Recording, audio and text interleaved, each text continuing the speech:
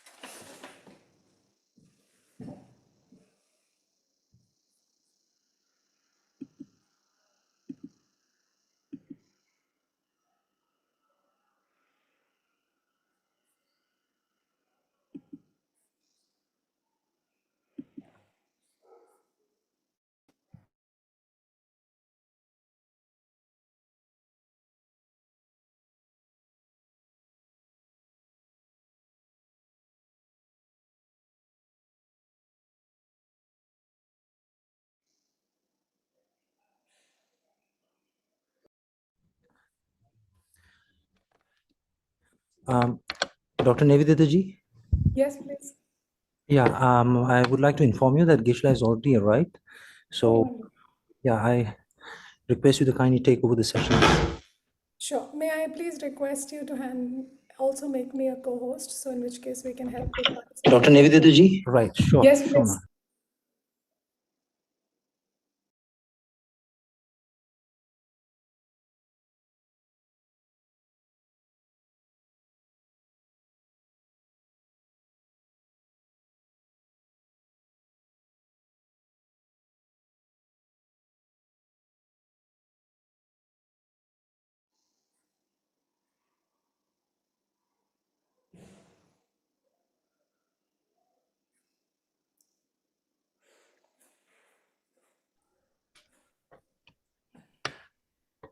And Dr. Nivedita ji, you may please proceed with the screen sharing from your side. We'll be just giving you the co-host shortly.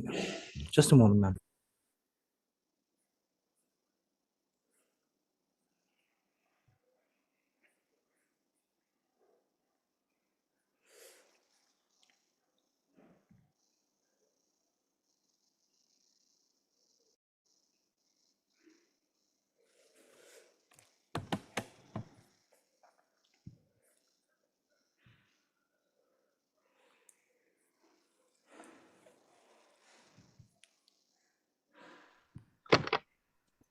Wonderful.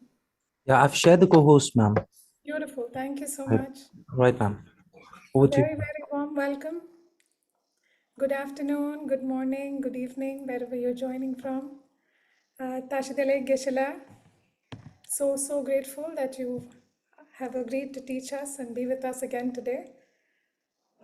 Wishing everybody a happy new year and a warm welcome to the first weekend of 2026.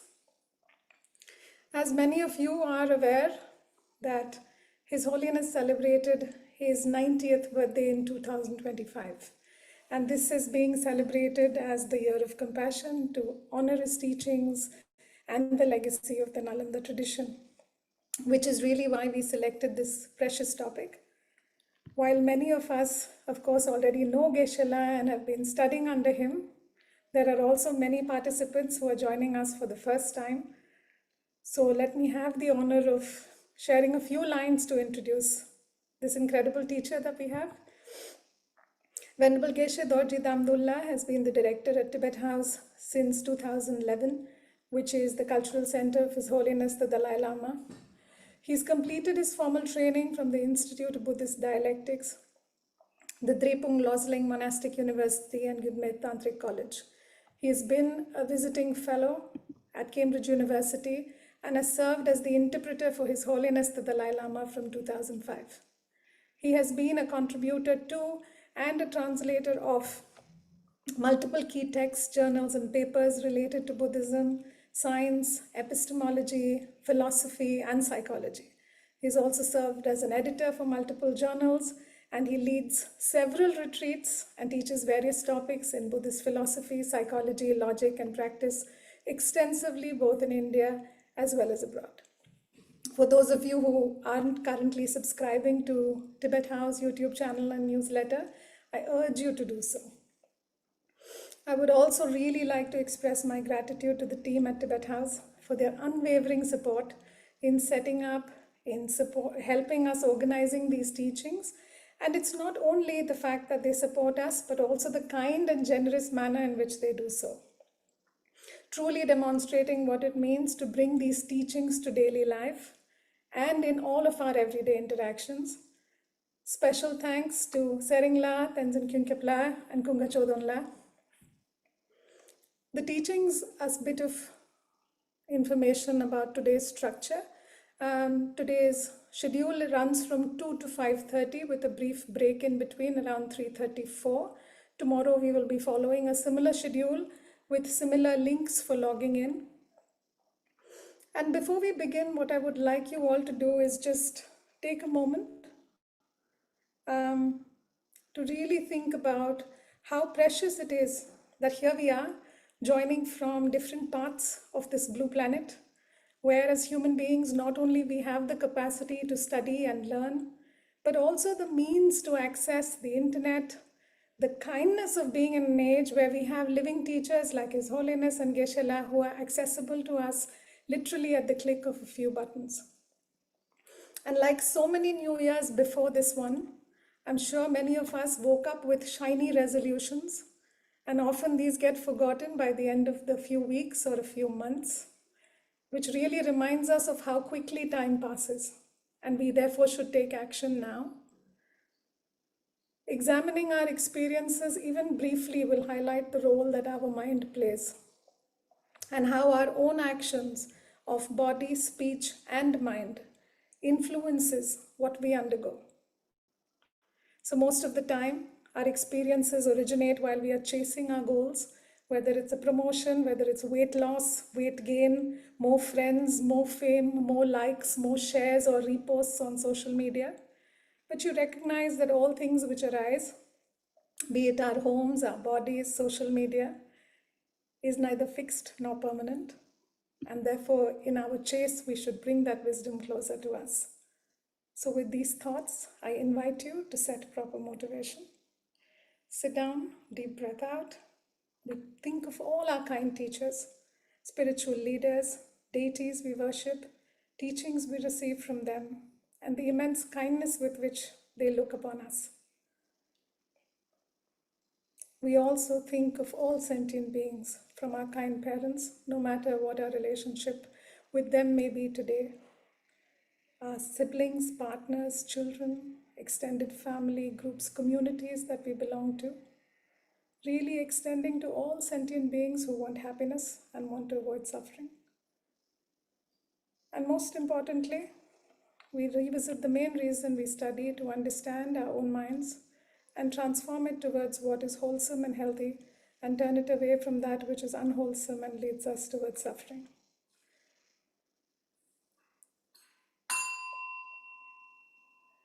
Thank you very much.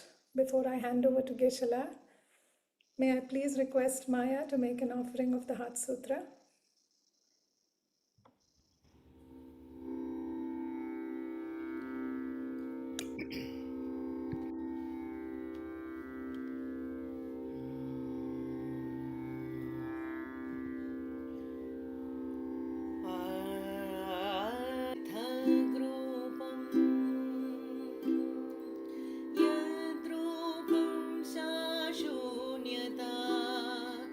या शून्यता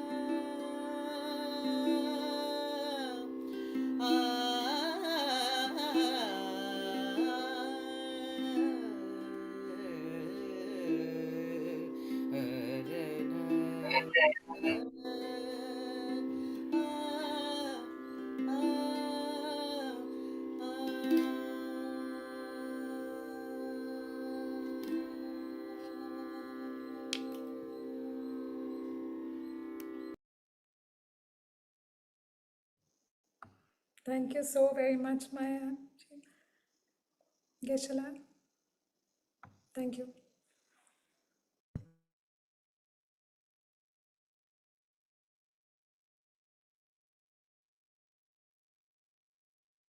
Thank you, Maji, for this beautiful chanting of Heart Sutra. Truly, truly a great blessing to start the new year, to start this program. So, with this mind,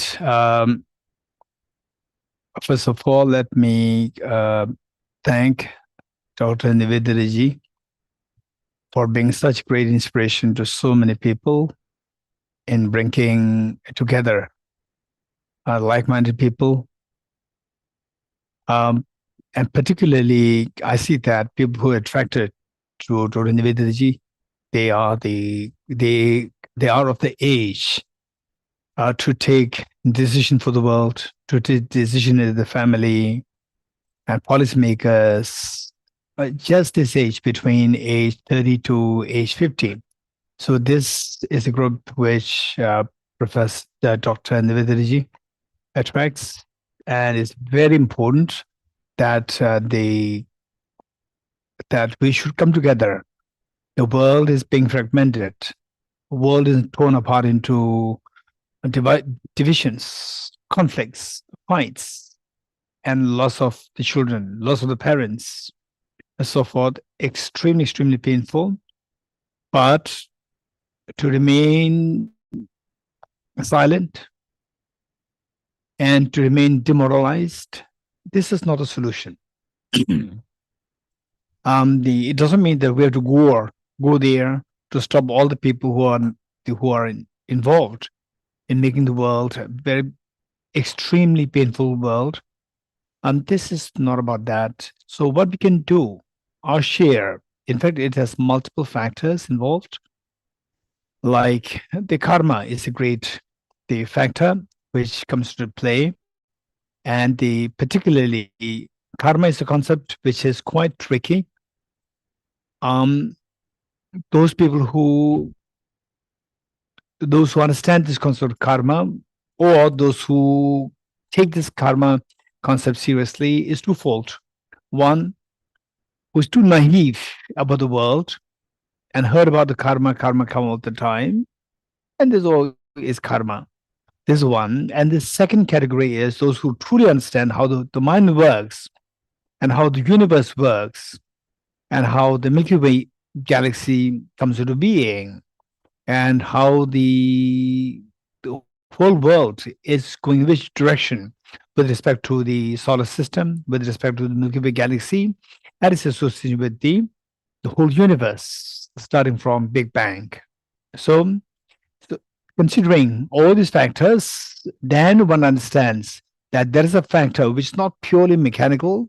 There's something more than what is mechanical. For example, we say that we require energy. We talk about the Big Bang,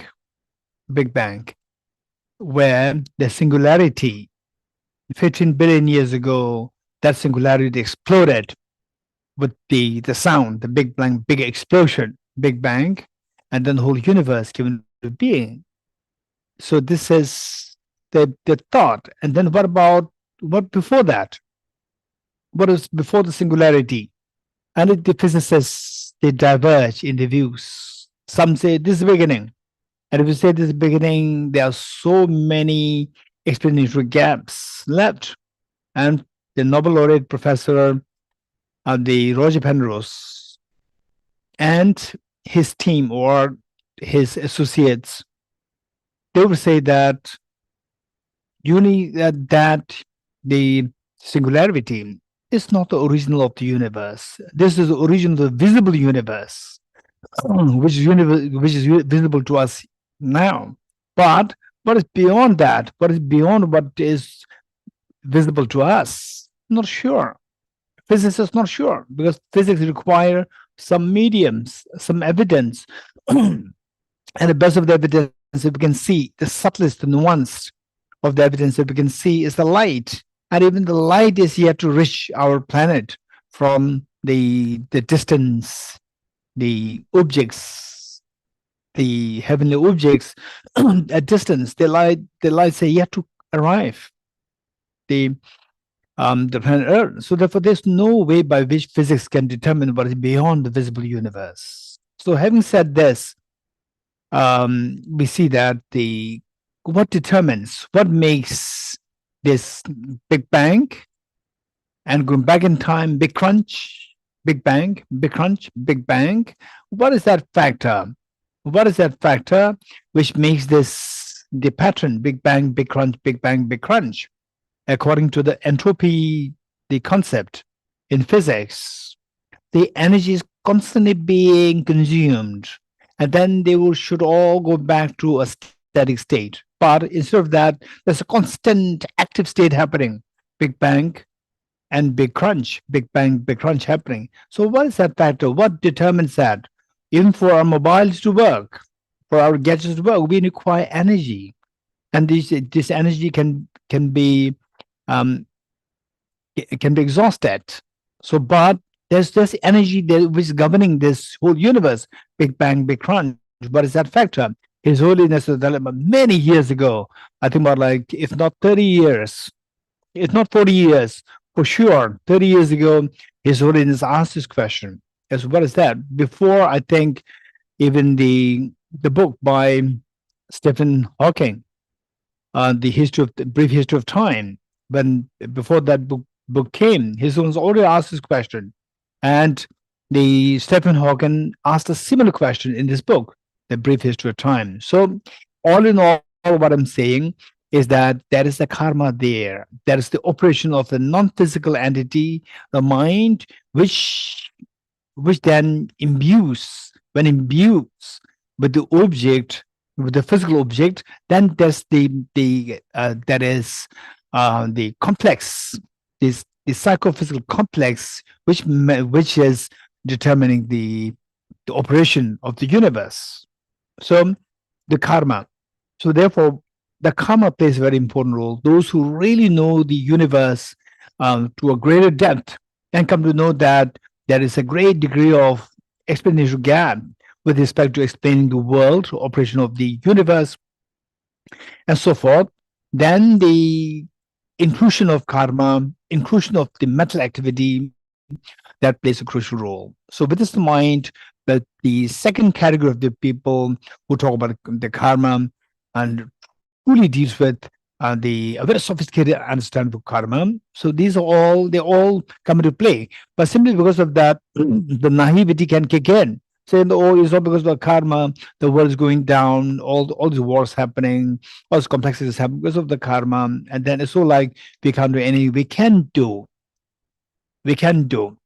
In fact, it says that the real enemy of the peaceful world is the silence, not acting. It doesn't mean that we have to go to fight, but simply act in your own capacity. In whatever way you can be of some ways to spread the message of compassion, spread the message of wisdom, and spread the message of the well-being of the individual, well-being of the world. So this is the service to the world peace. And what Dr. Nivedita is doing is just such an exemplar for all of us. And we all need to learn from Dr. Nivedita and how to, in your own capacity, take the initiative, at least to make your family happy. Don't fight with your mother. Don't shout at your mother. Stop that. This is your service. This is your service to the humanity. And from there, then you can spread. Charity begins at home. Oftentimes, we talk about big things. And then at home, we don't even have the courtesy to make our mother happy, to make our mother laugh, smile. And this is where we need to think seriously. So meanwhile, keep in mind that it doesn't mean that the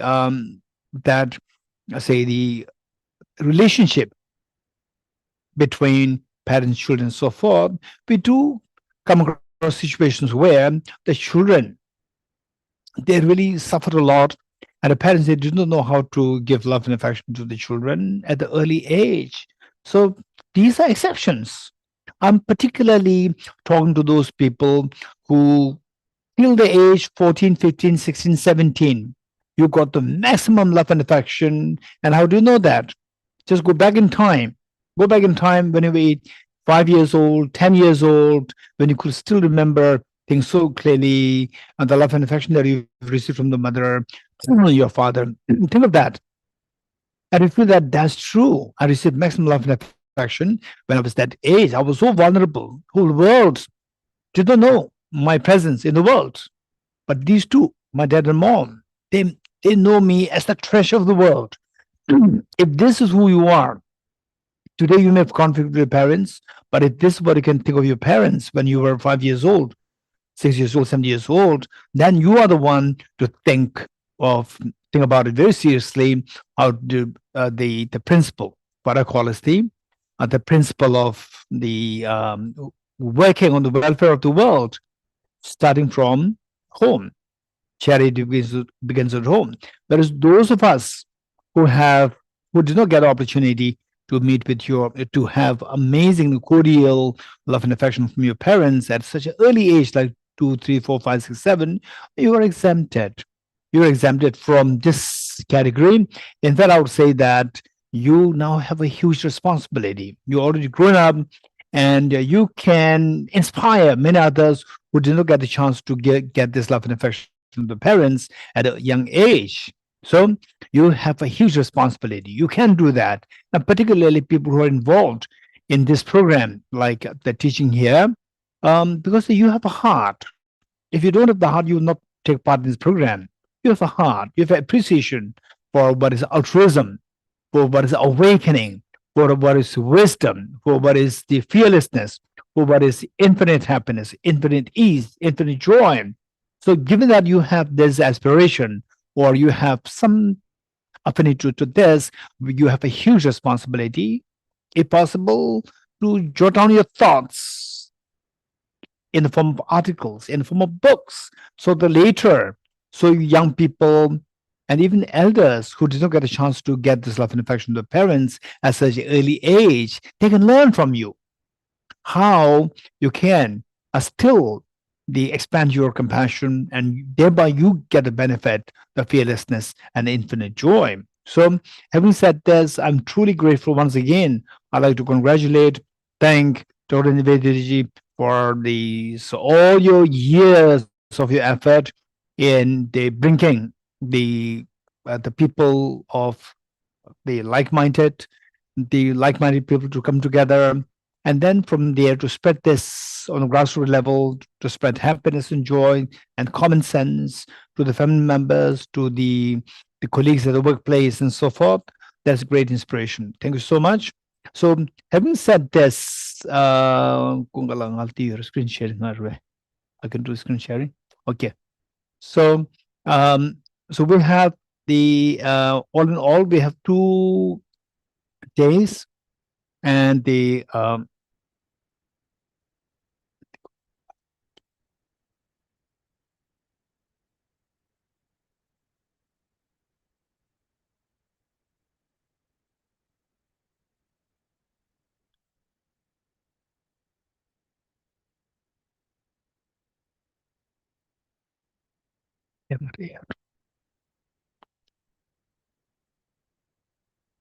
okay.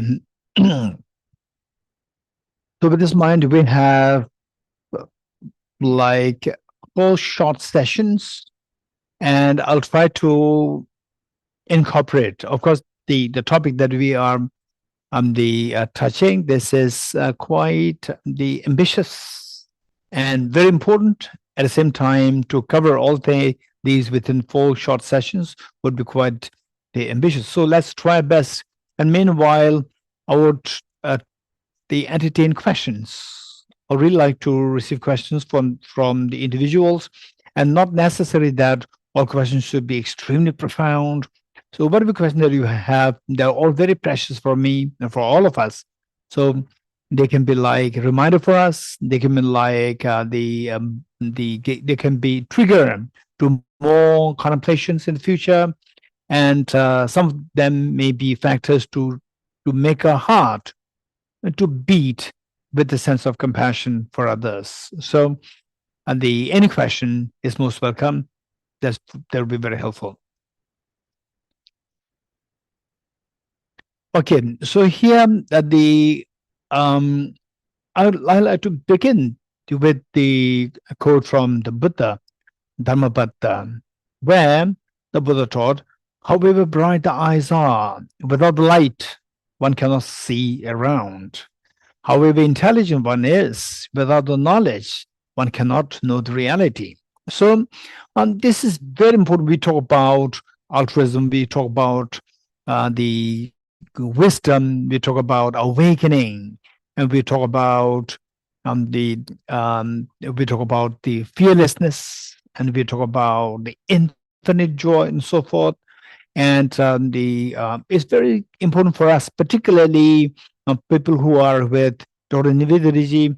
I would suggest that the whatever you are learning, don't learn that as a theology. Don't learn that as some kind of the abstract concept, which we have to believe. And I would encourage you never to do that, and instead be ready to ask questions. If you're not happy, if you are not the fully satisfied or the convinced, then feel free to discuss. That would be very, very important for our growth. And if you are convinced, your wisdom is being awakened. In the process of wisdom being awakened, your compassion also expands. And the compassion expands because compassion, there are two ways of expanding compassion. So one is where, oh, my mother tells me to be kind, so therefore being kind. But if you're kind, then people may take advantage of you. Yeah, I know that, but I would prefer to be kind because my mother told me. So you're not convinced. You're just following the instructions of somebody, so therefore you're trying to be kind. So this is one way. For example, God-fearing. Oh, if I don't do that, then I fear the God. So therefore I have to follow the God's will and the God's. So this is how some people follow.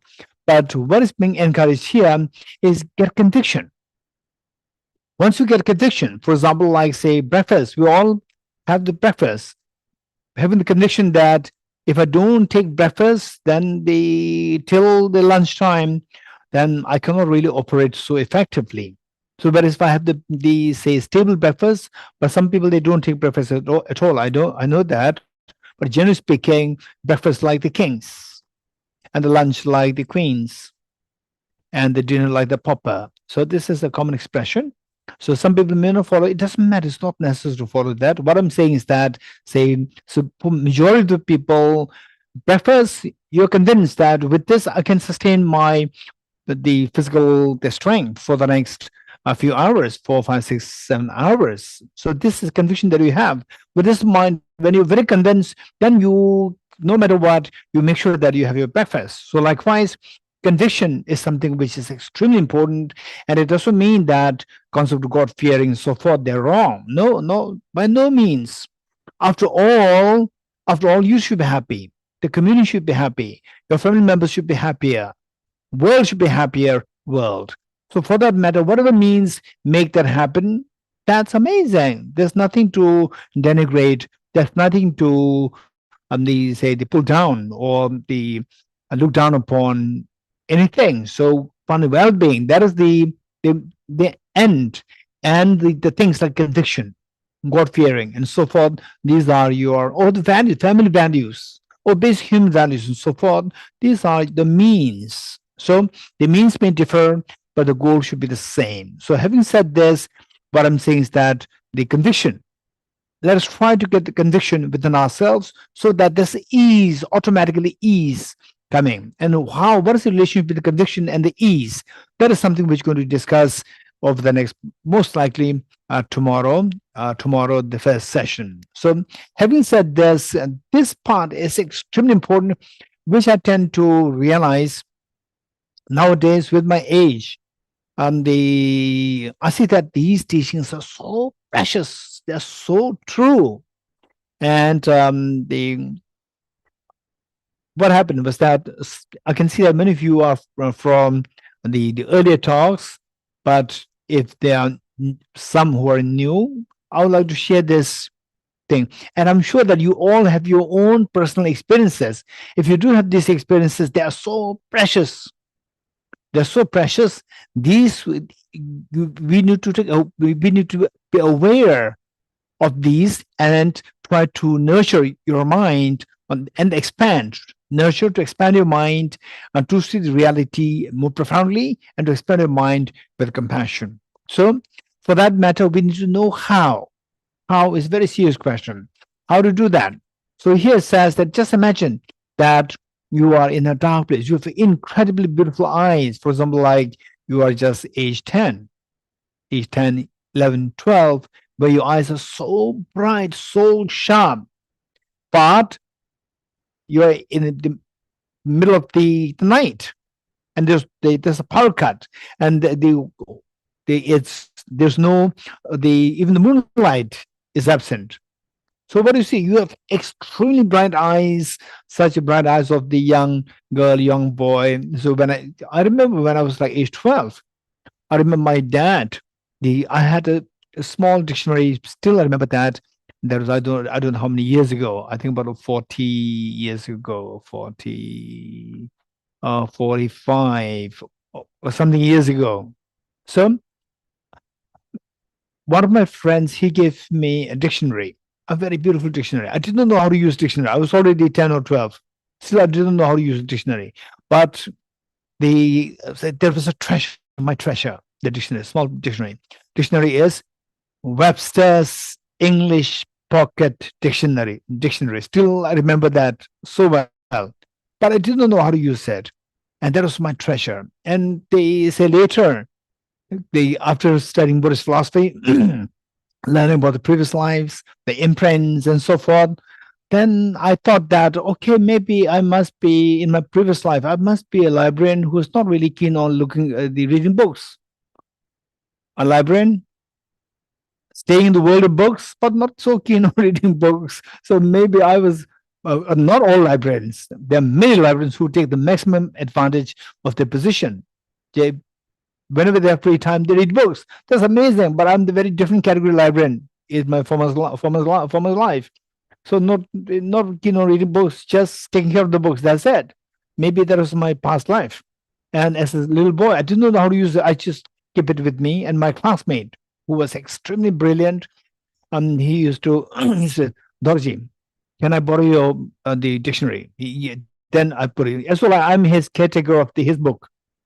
So he used it, and then he'd give back to me. That I put in my pocket as a pocket book.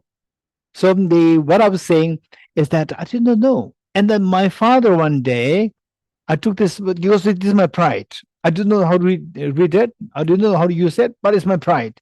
That is my property.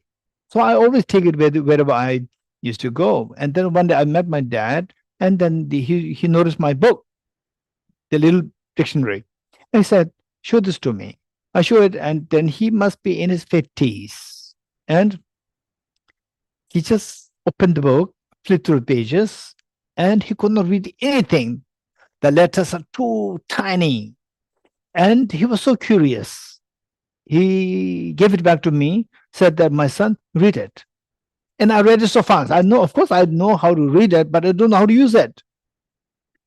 So I read so fast, and he was so fascinated. He said that, my son, you have such a bright eyes. Now I cannot see that. So what I'm saying is that when you were age 10, 11, 12, you have such a bright eyes, but without light, you cannot see anything around. You cannot appreciate the Mona Lisa painting. You cannot appreciate all the beautiful paintings, beautiful landscapes, and so forth. You cannot, with light, in the absence of light. So light is very important. So this is a metaphor the Buddha gave for us, that in order for you to really feel the fearlessness and infinite joy, we need to know how to cultivate it. How to cultivate it. And if the opposite is happening, instead of fearlessness, if the fear is coming in us, instead of infinite happiness or infinite joy, if the sadness is coming in us, something's wrong. So there's ignorance there. Why ignorance? You want something you're not getting it. You're getting the opposite. That is a result of ignorance, not knowing how to get what you aspire to attain. So which means that we are driven by ignorance. How to counteract the ignorance? So you have the intelligence. You have the intelligence. Simply because you have the intelligence doesn't mean that you have the best of the you can attain what you like to attain. For example, His Holiness, the many years ago, when the 9/12 September 12 incident happened, or September 11, bombarding the twin towers.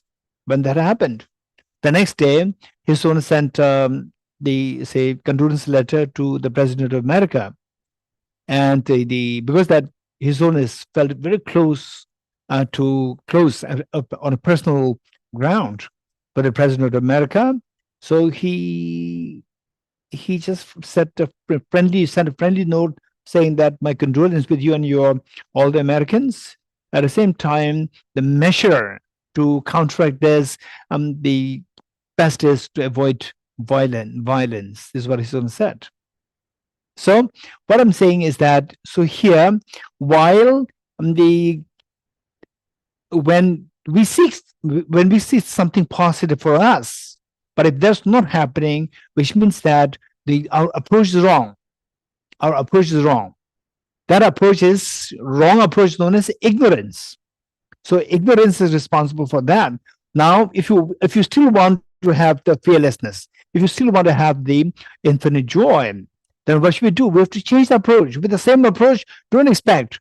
For example, you don't like bitter gourd.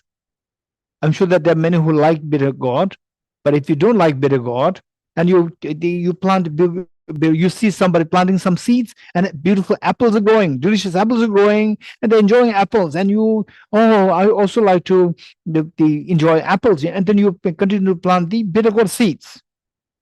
Again, bitter gourd comes out. No, did you see apples come out? And you look at the other person, again you repeat the same thing. You repeat the same bitter gourd seed. Never ever expect delicious apples growing out of that. So likewise, with the same approach of the ignorance, never ever expect fearlessness and infinite happiness. So where are we going wrong? Because the approach is wrong. When the approach is wrong, how to fix it? Get the correct information to fix the approach. That is the knowledge. So the Buddha taught, however bright the eyes are, without the light, one cannot see anything around you. Just imagine how true that is. Just see to the wisdom of this, how true that is. And then, in your own context, however intelligent one is, without the knowledge, one cannot know the reality. So, in this connection, let me relate to you one small anecdote. And that was when I was in class 11 in Tuesday school. My math teacher, what he said, okay, so he said that one day his car broke down. And he took the car to the mechanic. And the mechanic opened the bonnet, and then he just looked around and took a hammer and hit it 3 times. Bang, bang, bang. And then he started the car. Car started so well. There's nothing wrong.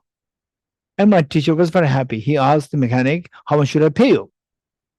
And the mechanic said, okay, in those days is Indian rupees, 300 rupees.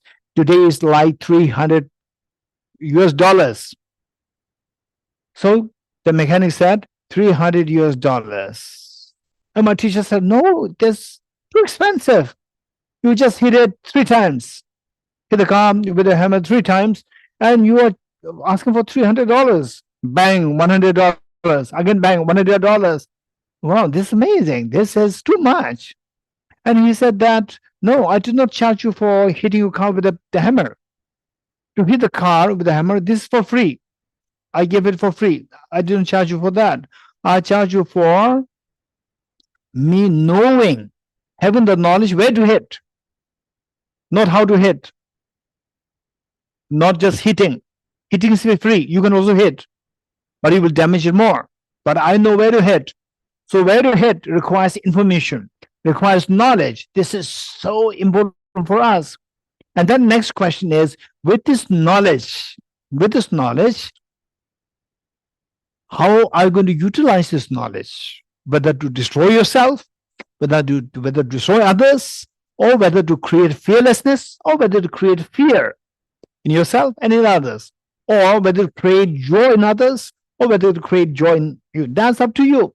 Again, what determines that? Again, there's another factor there. Again, another version of ignorance, another version of wisdom. Ignorance and wisdom. Always these two go together. So again, there's another factor which drives to use this knowledge constructively or destructively. There is another factor. This again we're going to discuss on this. That is a main of our 4 days of the session, the teaching here. So having said this, is so important for us to have this knowledge. And in fact, I would say that same once I was trying to download CNN WhatsApp, no CNN app. I want to keep myself updated with the news, CNN and BBC. I wanted to. Now it's very easy. Download the CNN app, and I was started to download it. The moment I started to download it, it gave an instruction to say that double click or say double click something. The instruction is given, and the indicator is moving like this from my mobile. Is moving like this. So I tried to put my finger twice, tuck tuck, double. It doesn't work. And at the base, it gives some instruction. Again, it there. It never. I gave up. It happened so many. It happened. I think 2-3 years. It happened like this. Just recently, one of my friends. I've become so desperate. No, something must be wrong. I must be under the influence of ignorance, not knowing. I asked. So this is instruction happening. What's happened? And the person said, "No, just press the button, the side button twice." And then I pressed it twice. It worked. So easy. And 2 years I suffered. 2 years I suffered because of not knowing, not having this knowledge where to press it. I thought it was just to press from the screen. Just touch the screen. It's touch screen. Touch screen. You touch it. It didn't say press. It said click twice. So I clicked twice. So this is in preciousness information. So if just for this mobile, you suffer 2 years unnecessarily. But of course, without this knowledge of the wisdom of emptiness and the wisdom how to expand your heart to infinity, we'll continue to have to shed tears, painful tears of life. We have continued to shed tears and unnecessarily shed tears. Let your parents shed tears, your husband shed tears, your wife shed tears, your children shed tears, and the colleagues shed tears, and the people of the world, even the animals, to shed tears. Because KFC, I love KFC, and you go there, and how many poor chickens have been killed. They really, really go through the pains. It's all because of ignorance. So meanwhile, just imagine that next time we'll go into the KFC as the chicken ourselves because of the karma that we're doing. Is all ignorance. If somebody can demonstrate evidently that you eat chicken and the very next moment you become a chicken and go into the KFC, nobody will eat chicken. Nobody will eat KFC. Nobody. So it was a little bit dilemma for me. So when I go to the airport, they say in some airports where there's one section which KFC, the waiting lounge, KFC, and other some other vegetarian thing. So even just the smell of that, it gives me feeling of pain. To how many chickens died. And then I prefer to sit on the other side But still on the other side, I thought, no, this is not the solution. I have to sit where the KFC is happening. Pray for these chickens. Pray for the people who are eating this, and pray for the people who otherwise will, go into the chicken next time, go into the KFC next time themselves, and then somebody will eat them. So this is what I'm praying for. So it's all the ignorance. So the point is that information is so important. So with this in mind, then the next is the keywords from the title. These are so important. So this is what I'm saying, where the need of good leaders. Good leaders. For example, for us here, Dr. Nivedita is the leader. She decides the topic, the titles, and so forth.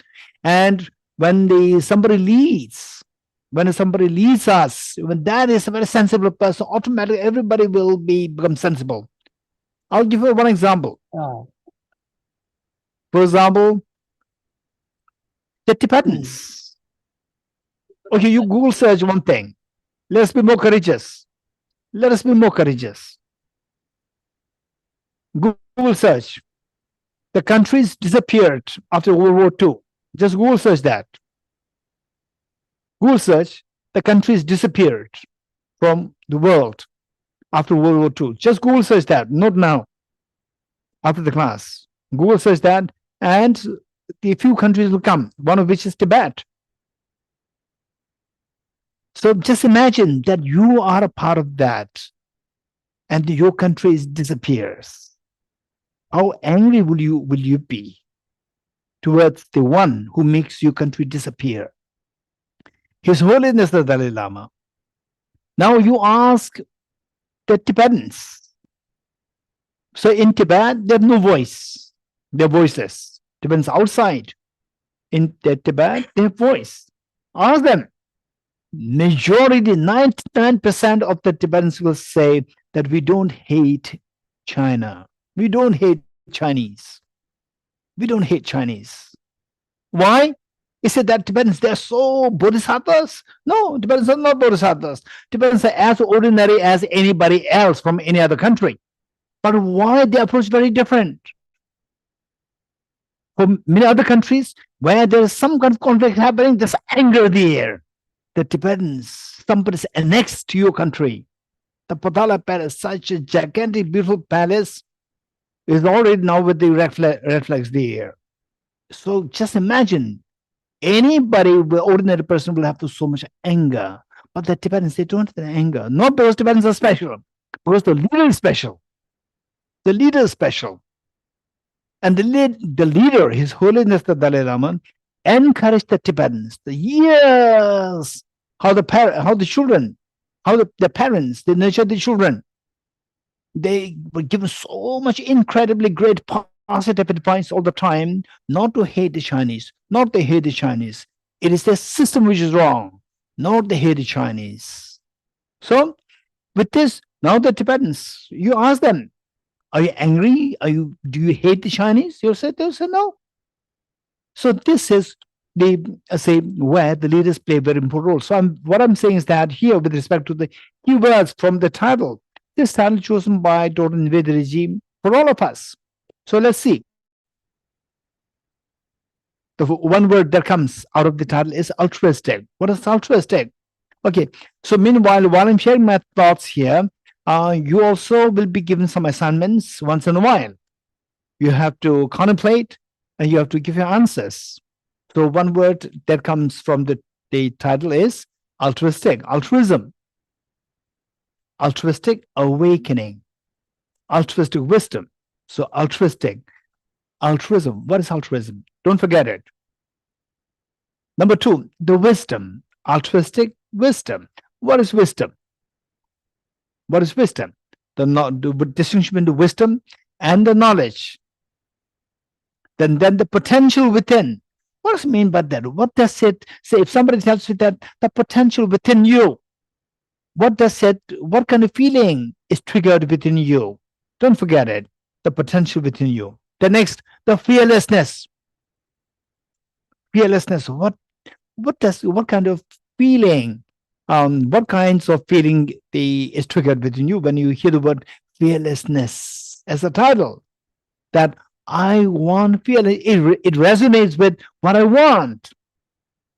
What I want, fearlessness. I don't want to have any fear. Fear is extremely painful. That infinite joy, we want the maximum joy. It resonates with what I want. So we see that the fearlessness and the infinite joy, these are the two things that we aspire. And the potential within is that we have the seed within us.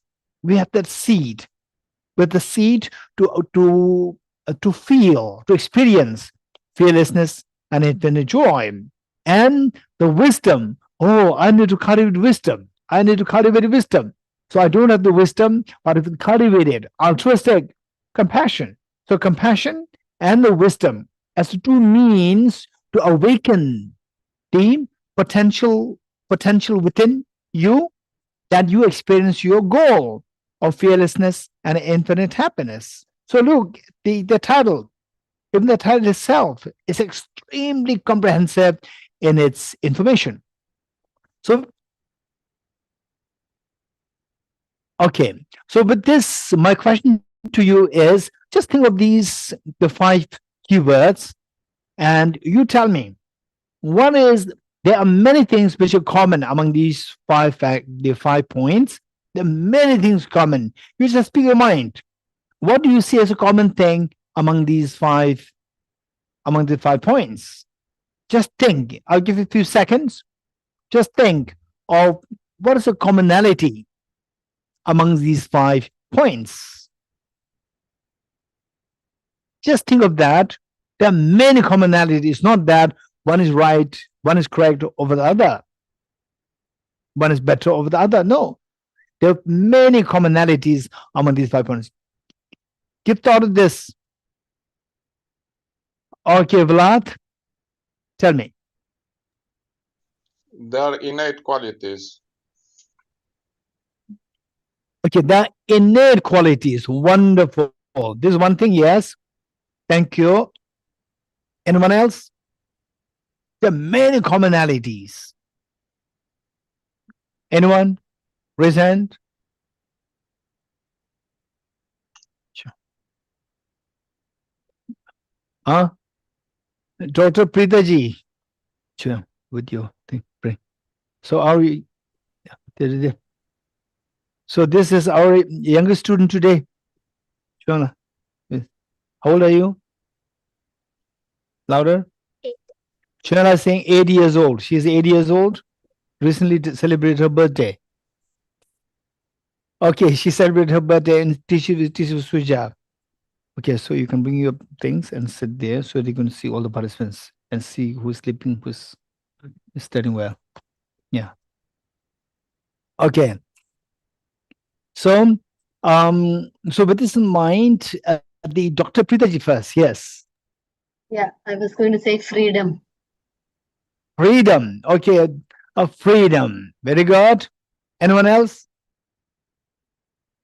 Okay, I may invite Atiti.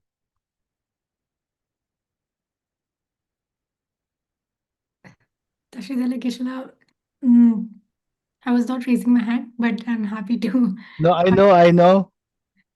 I would say everybody has them. Everybody has them either in a manifest form or in the form of a seed. Not necessarily.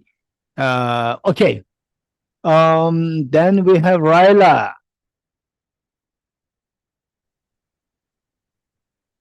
Thank you. Can you hear me? Yes. Thank you, Geshe. I think to manifest them, we need a lot of maturity for all of these. Wonderful. We need maturity to let these qualities manifest in us. Okay, thank you so much.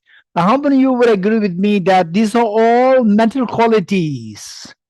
Raise the hand. Yeah, these are all mental qualities. I don't think anyone of you thought about this.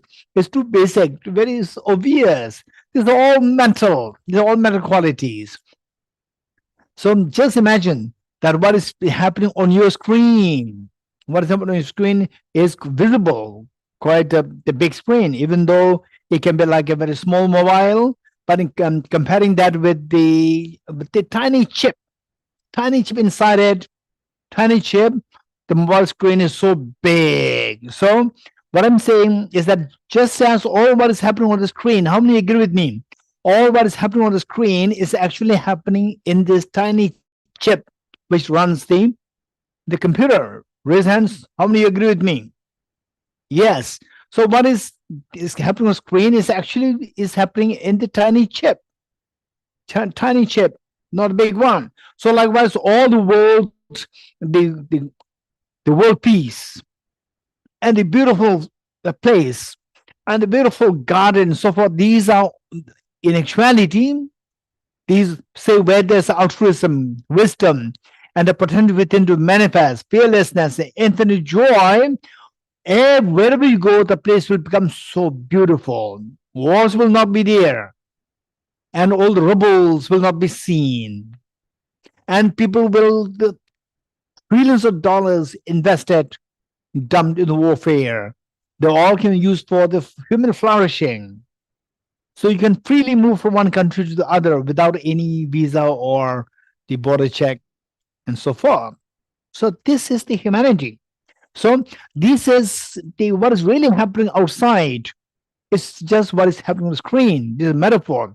And what is happening on the screen is actually what is happening in the tiny chip. Likewise, whatever is happening in the world is actually happening in your own mind. Your mind. So it's all mental quality. So therefore, those people who learn to manage your mind, these are smart people. And people who want to fix what is happening on the screen, those people who try to just check on the screen all the time. If there's a little error in the chip, even if the screen is so expensive, nothing will work. So the chip should be fixed. So what is that chip? Your mind. So all these 5 qualities that we see here, they are all the mental qualities. They're all associated with the mind. So having said this, so as I said earlier, you can see the last 2, the fearlessness and infinite joy, as the result that we are seeking. And to feel the result, to acquire this result, you should have the potential to get the result. For example, like you plant an apple seed, don't expect mangoes growing out of that. Let me repeat it. You plant apple seed and don't expect mangoes to grow. If you want mangoes to grow, plant mango seeds which have potential to give rise to mangoes. Likewise, if you want fearlessness, if you want infinite joy, you have to have the potential to give rise to these 2 qualities. Do you have these 2 qualities? Do you have these potential for these 2 qualities? The answer is yes. What is that? The potential within. We call it the hidden treasures. Hidden treasures within us. We do have that. And of course, you should be happy to ask questions. How do we know that? How do we know that everyone has this hidden potential? For example, His Holiness the Dalai Lama says that the basic nature of the human beings is gentleness. This is what His Holiness says. Now, we need to go a little beyond this to ask, how do you know that there's such a presence of a potential for fearlessness, gentleness, and infinite joy within us? How do you know that? These are the questions you have to ask. Only through these questions, when you get the answers, you become very confident. Then actually you get the courage to lead the world. For example, Mahatma Gandhi. He led the whole nation to freedom. What gave him this power? His confidence, his conviction, his confidence in the truth. So that made him the leader, the father of the nation.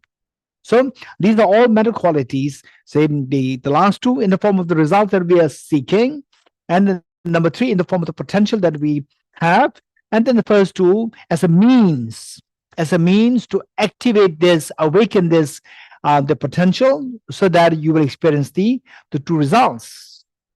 Okay, so before I go any further, my question is, who's that person who seeks fearlessness and infinite joy? Who's that person? The boys, males, or the females? Anyone? Or both? Both, raise hands. Okay, good. And what about the Westerners or the Easterners? Both. Raise hands. Yes, both. What about the Christians, Hindus, Muslims, Jains, or Baha'is, or the Zoroastrian, or Sikhism, or atheism? Who wants that? Who wants that? Fearlessness and infinite. All. His hands. All. Yes. Let's not forget this. Let's not forget this. This is universal in nature.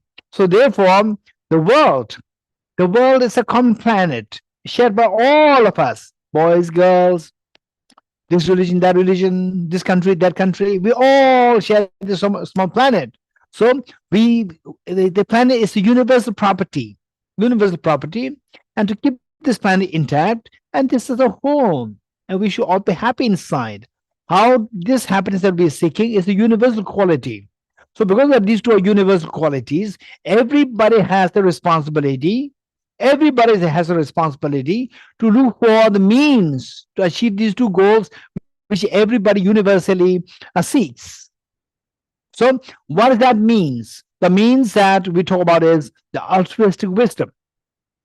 Altruistic wisdom. Oh, but according to my religion, we don't believe in this. According to our country, we don't believe in this. No, but it's not about whether you believe in it or not. For example, some people say that no, we don't. Everything is they say that the for example, this solipsism. Solipsism says that everything is imagination, nothing exists. But even though you may say that nothing exists, but cyanide is a cyanide. Okay, what is cyanide? Okay, Leon, what is cyanide?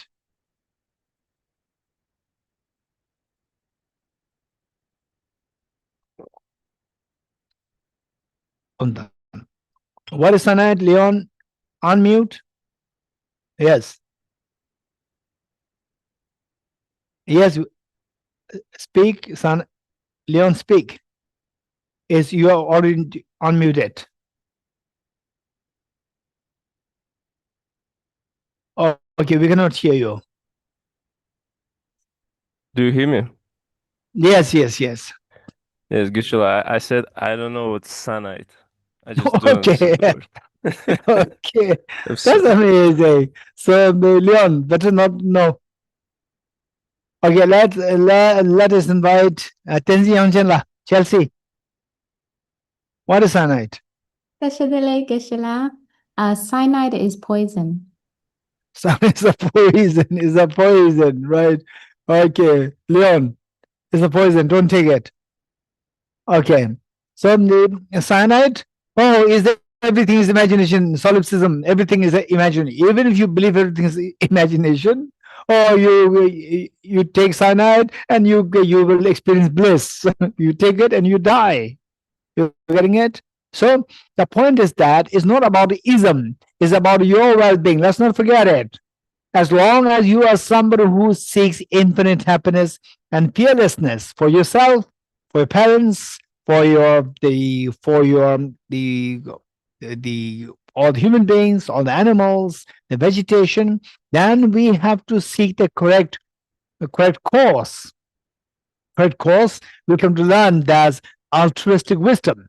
This is the correct course. So for that, we have to learn that what we are seeking is also mental state. The potential that we have is also mental state, and the means to achieve these is also mental state. So with this, we have to know what the mind is.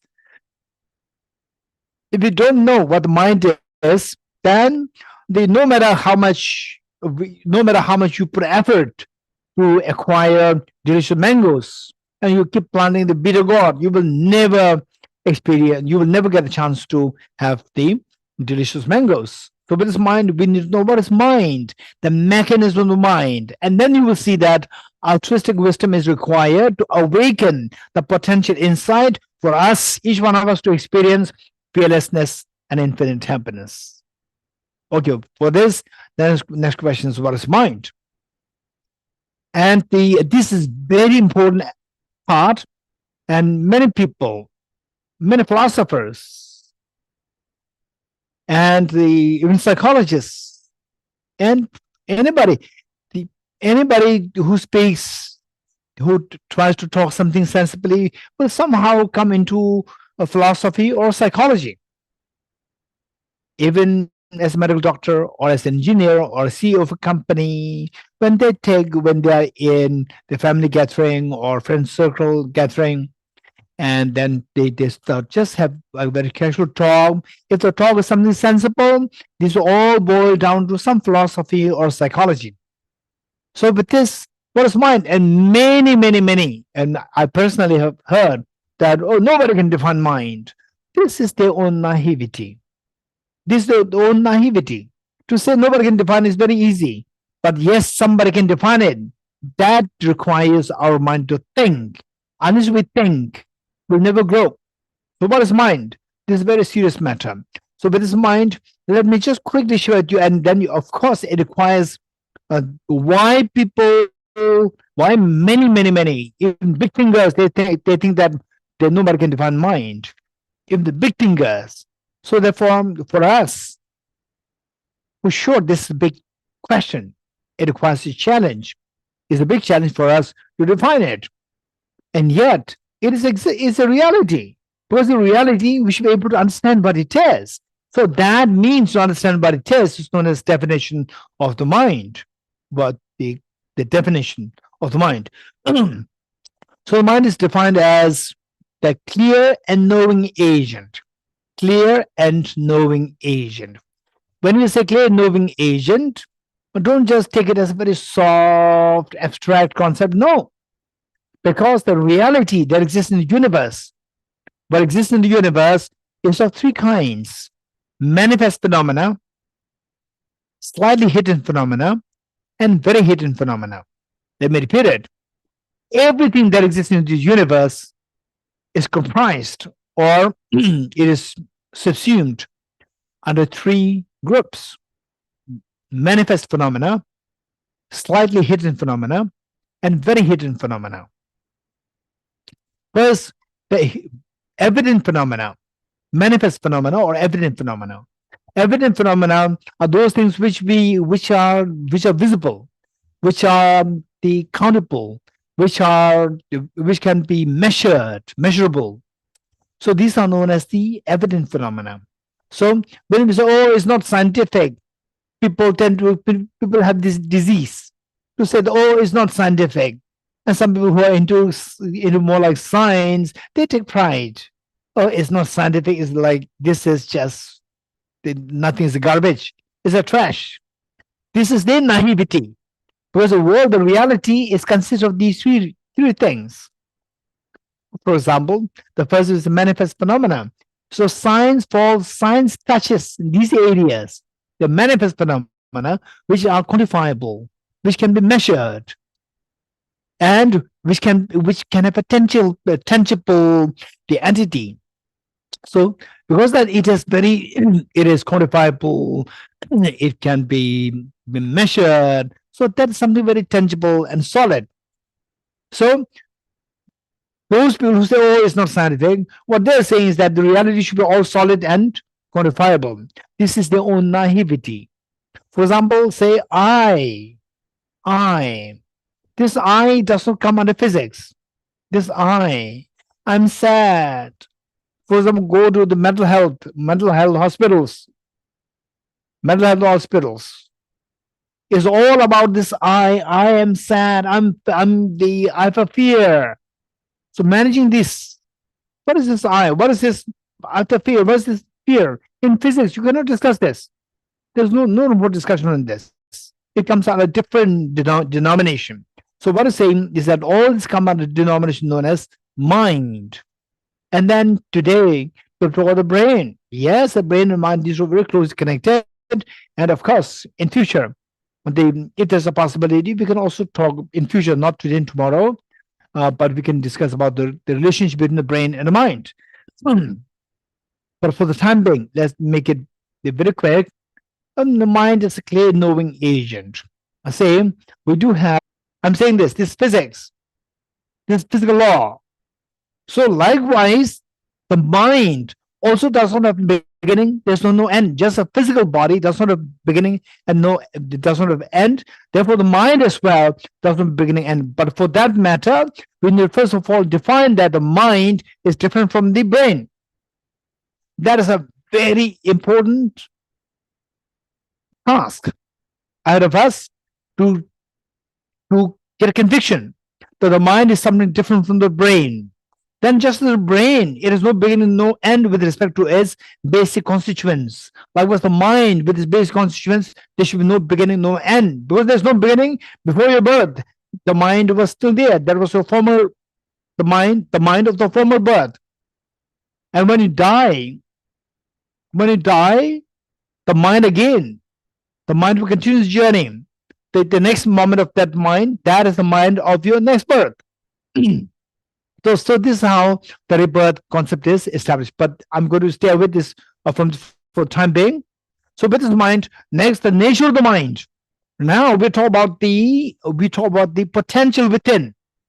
What kind of potential do you have? The potential to fearlessness and then happiness. And if you feel the stress, sometimes you feel so stressful, so hopeless.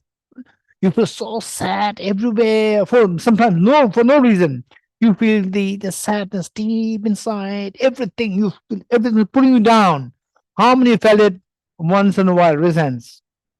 How many felt it? Okay, Benla. Hey, this little girl is saying yes. She also felt it. Come. Just imagine. If this little girl, she felt it, then what about us? Did you feel it? How often do you feel it? Often when I'm bullied by some like classmates. Oh, so this girl is saying, Mike. Say more. Okay, let us speak directly rather than me translating.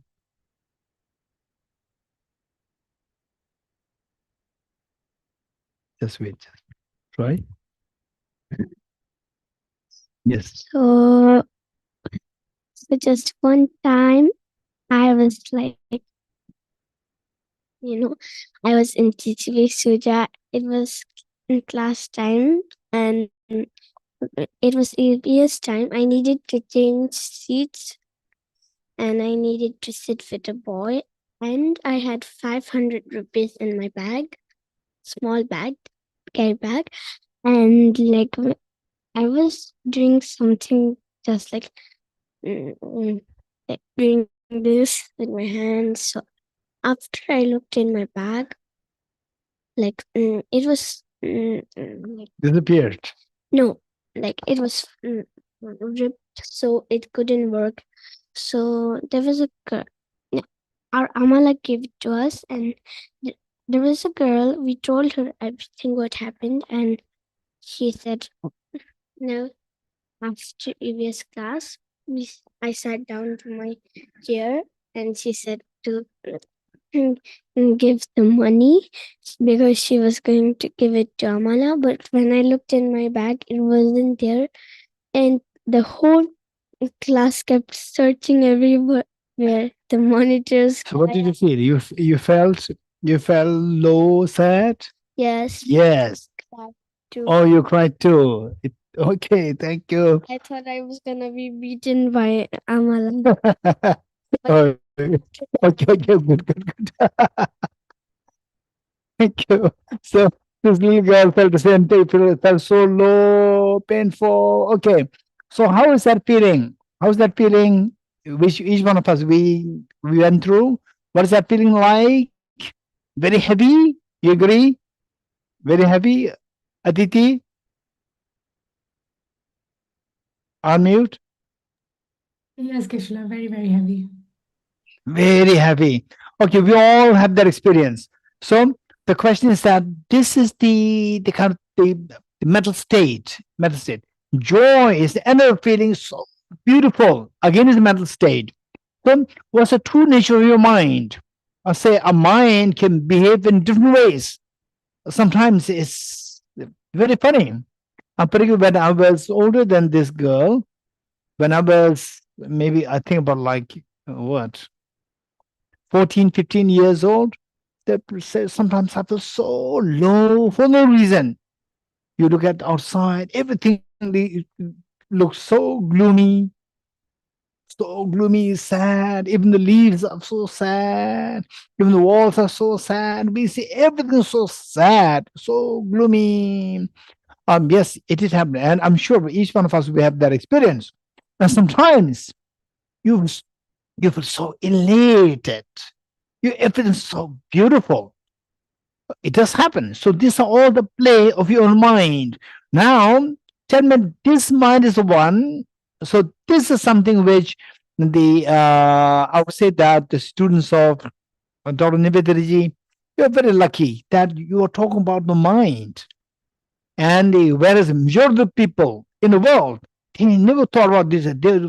I'm sad because of this, because of the weather. I'm sad because of my husband, my wife, because of the children, because of this and that, and so forth. Always, but the chip is inside your mind is a chip.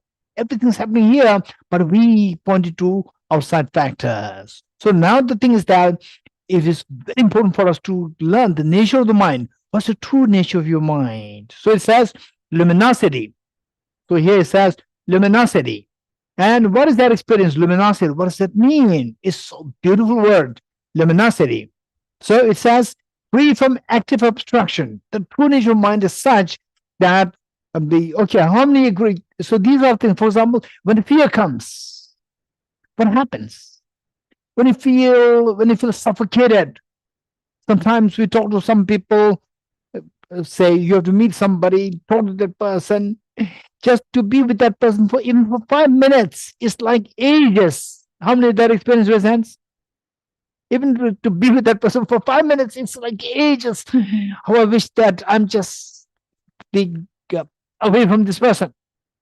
So what is happening? That is it. There's a barrier created. There's no external barrier. It's purely a mental barrier, but it's so vivid in your mind. Barriers created. You cannot go beyond this point. You cannot go. This is known as active obstruction. Active barriers there. Active barriers there. This is where you can really go beyond. And then the next one is free from inactive obstruction.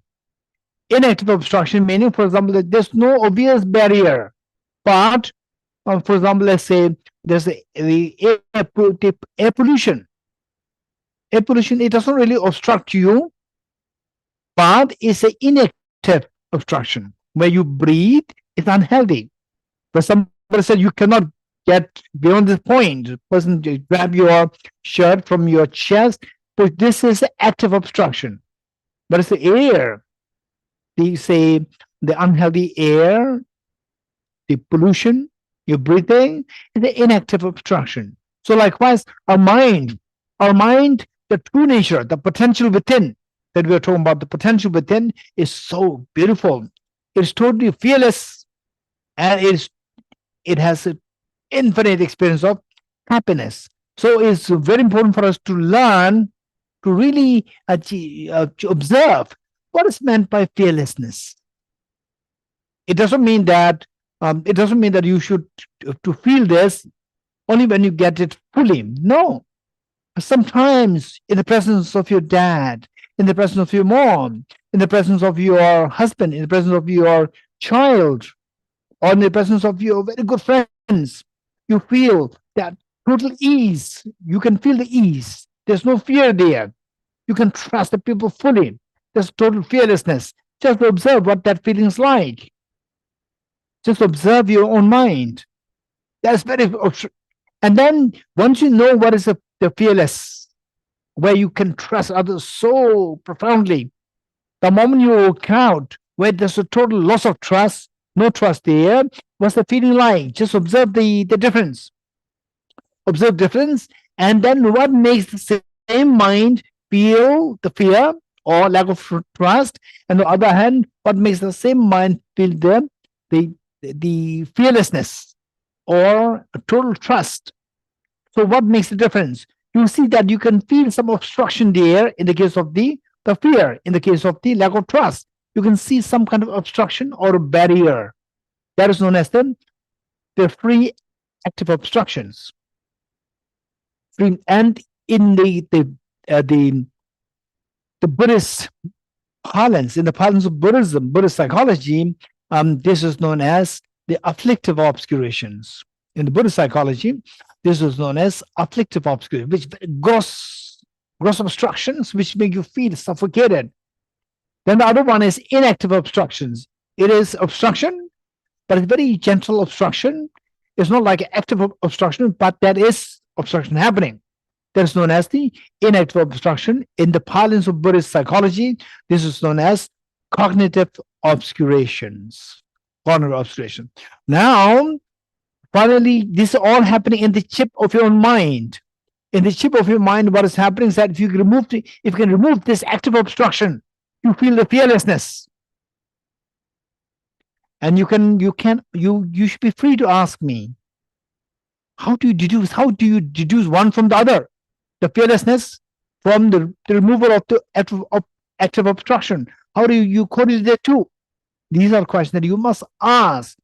You must ask somebody, and eventually you must ask yourself, that you should be convinced. Wow, that's amazing. This is all happening within the chip of my own mind. And the next one is that they say, when you feel the ease, what is happening? When you don't feel the ease, what's happening? So the ease, what is meant by ease? Where your mind flows freely. For example, say in Delhi, particularly in the month of November, you cannot freely breathe. You cannot freely breathe the fresh air, any air that you breathe, unless you are in the air purifier. You're breathing a polluted air. You cannot free. You can freely breathe, but you cannot freely breathe the fresh air. So likewise, where there's a subtle obstruction, very subtle inactive obstruction is there, the presence of this makes you not to feel the infinite ease. Absolute. The word would be absolute ease. Whereas when that is removed, then the absolute ease is experienced. So for that, what I would say is that people from Delhi, they can understand what it is. Because they're in Delhi, they breathe this air. The moment you go to the hill stations where the air is so fresh. In Delhi, what is that? Air quality index, AQI, when it was like 600. When it was like 600 in Delhi, I went to another place just for some inspection for 2 days. So there the air quality was like what? 30 AQI. Just opposite of 300, the 600 here in Delhi. So you can see the difference when breathe the ease, you're going to feel it. These are all the experiential feelings. So we have to feel that. Only when you feel that, then you become wise. Unwise people, they look for outside all the time. Wise people, they expert in observing your mind. Observing your own mind, and on that basis, when the mind is fixed, external things are fixed. This is how it works. So therefore, for example, like if you are like a rock, then to fit it in some places, you need to adjust other side. You have to chip it. But if you are the water, you don't require to chip. It just flows seamlessly without any problem. Air flows freely. You don't have to fix the external. It just flows freely, adjusts itself on its own. Likewise, our mind can adjust so beautifully without any fear and with the infinite ease. So these are two things which obscure this. Remove these two. That is your true nature of your mind, and that is your true nature means it is with you. It's with you. Why don't we feel it? It's because that this is temporarily. It's like gold mixed with the mud. The nature of the gold is to grow, but The moment when it is mixed with mud, it doesn't glow. It doesn't mean that gold is absent. Simply the initial gold is obstructed by the presence of the mud. So our job is to separate the mud, separate this gold from this mud, remove this mud, and the golds will automatically glow. You don't do anything to make it glow. So our mind will glow with a fearlessness and infinite happiness the moment we are able to free ourselves from the active obstructions and the inactive obstructions. Okay, so we'll stop here and we'll come after half an hour. Sure, Geshe. Thank you very, very much. We'll resume we'll see you all back in about 30 minutes.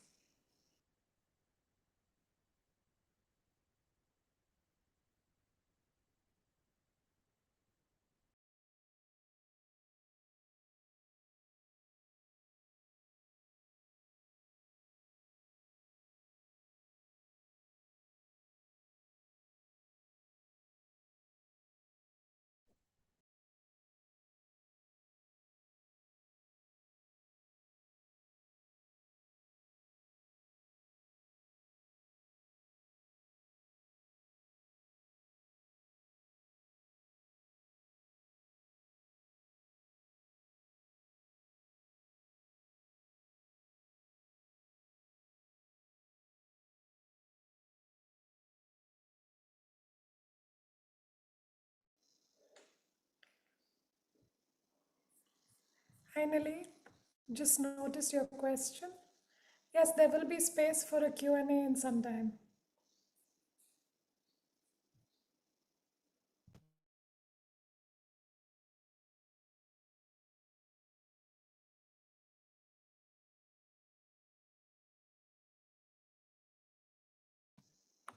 Am I audible now?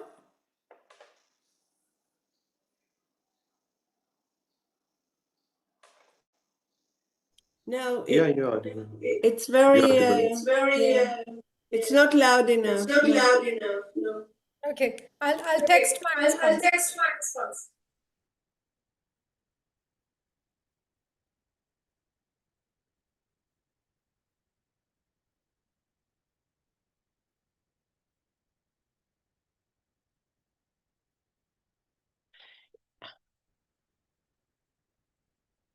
Sorry, in any case, my question is really for Geshe Dorji. So will it be possible? Dr. Nivedita ji, can you hear me? Yes. Yes. Yeah, Dr. Nivedita ji, I think Singla has sent you a message. He's asking, during the break time, shall we play, some video or maybe a prayer recitation or something? That will be wonderful. Right, ma'am. Thank you, ma'am.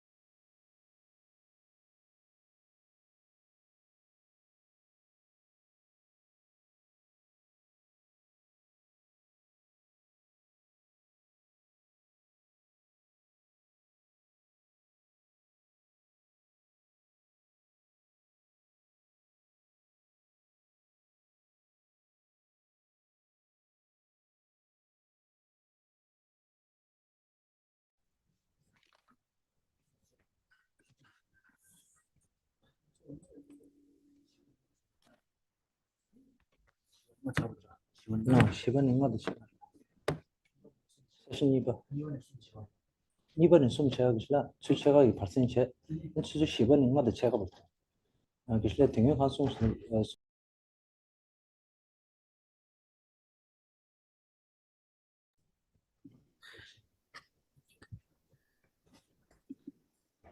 Dr. Nivedita ji, can you hear me?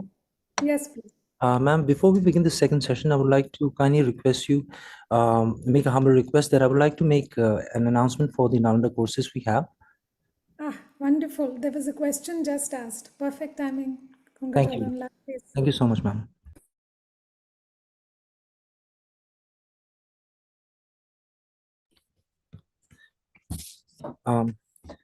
Touch delay, everyone. So before we begin the second session, I would like to make an announcement for the upcoming Nalanda courses we have. So to begin with,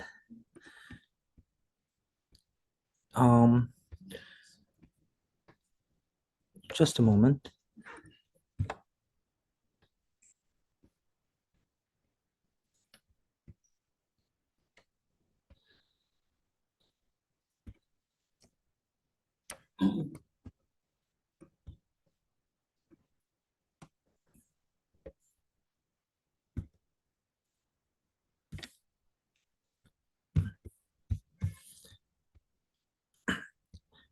Yes, so to begin with, I would like to inform you that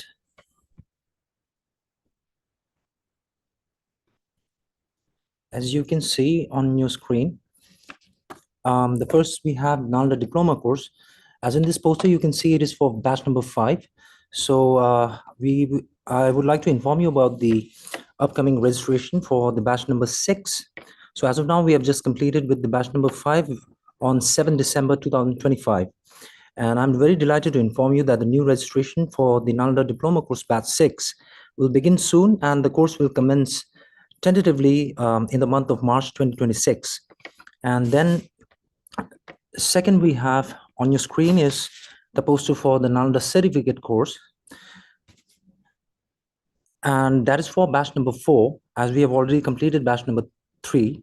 And the registration for the batch number 4 NCC will tentatively begin in the month of August 2026. And then we have Nalanda introductory course as well, batch number 2, which will also commence tentatively in the month of May 2026. And I would also like to inform you that Tibet House also offers a Tibetan language course, which is offered in 4 different levels at nominal fee. And we have already completed with 29 batches, and the 30th batch of Tibetan language course is still on the run. And we are soon going to commence with the 31st batch of the Tibetan language course, and the registration will begin in the month of April 2026. So I request all the participants today who have joined with us to kindly go through our website www.tibethouse.in for more information, or you can also send us email at programs@tibethouse.in or pc@tibethouse.in. And kindly note that the information on the Nalanda courses, which is on the website currently, is only for the ongoing courses. So we'll be updating the information for the upcoming batches soon. Well, thank you very much. Thank you, Dr. Nivedita ji. Thank you, Pankachodhanla. Just to add to what he shared just now, for those of you who could go onto the website, it will be helpful to subscribe to the mailing list, because each time a course gets announced, you get an update there. Similarly, on the YouTube channel, there are multiple teachings like this one which get uploaded, which allows you to kind of continuously study and practice, because, like Geshe and I think all of us will vouch for, there's really no substitute for systematic study. And all of these are really incredibly precious avenues that are open to all of us. Thank you so much for sharing that, Chodhanla. Welcome back. I hope you all had a bit of stretch or tea or coffee or whatever it is that allowed you to kind of become more present here. As we begin, may I request Maya once again to please make an offering of the mantra of dependent arising.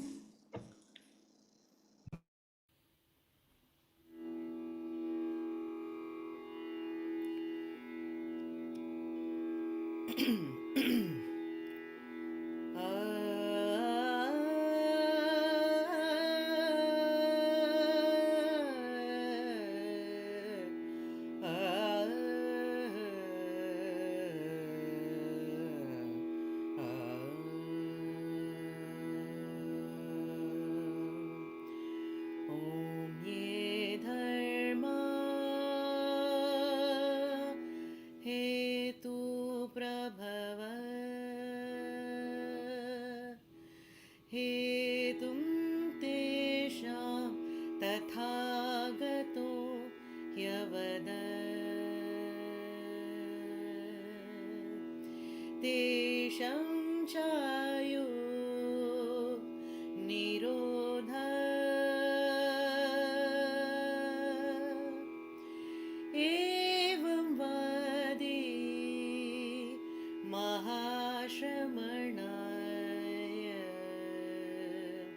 स्वाहा ॐ ये धर्मा हेतुं प्रभव हेतुं तेषां तथागतो ह्यवद तेषां चायो निरोध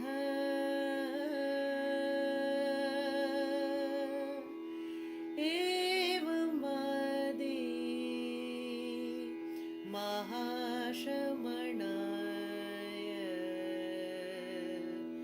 स्वाहा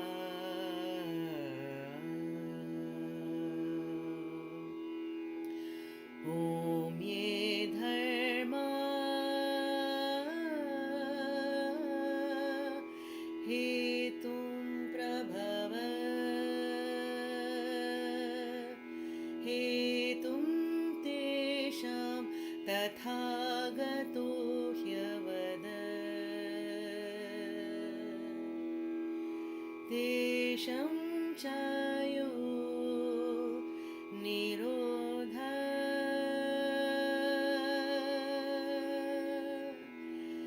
एवं वादी महाश्रमणाय स्वाहा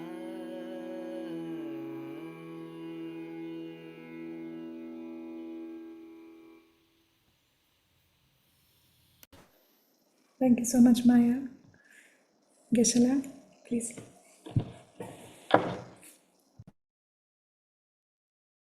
Thank you, Dr. Nivedita, and also thank you to Sinula.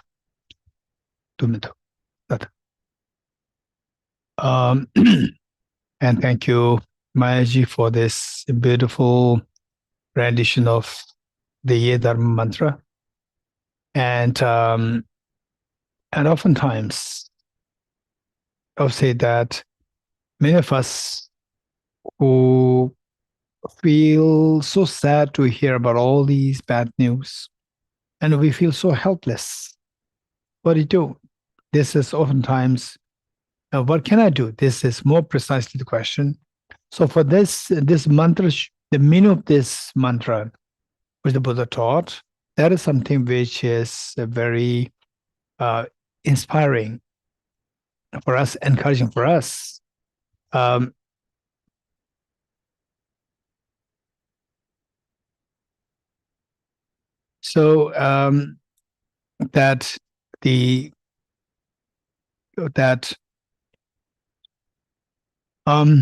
can I do? This question.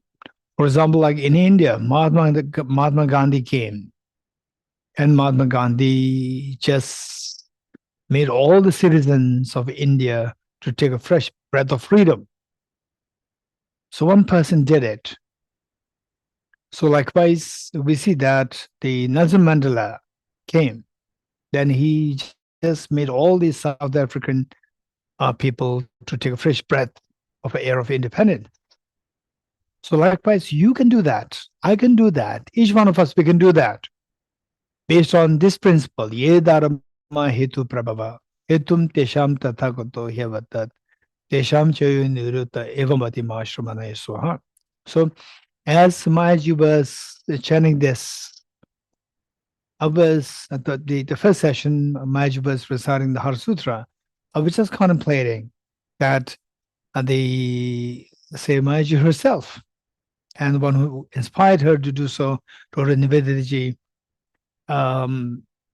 what would they like after many lifetimes? There's going to be somebody who's enlightened, inspire many others, and Mayaji coming there who chanted this Heart Sutra many lifetimes ago, and then they chant this and share the wisdom of the dreamlike nature of phenomena. And the two of you will inspire so many people into this direction. This was what was coming in my mind. This first session when Maniji was they chanting this beautiful Heart Sutra. So likewise, each one of us, we just follow this mantra, Ye Dharma Hetu Prabhava. This mantra, all phenomena arise from the causes.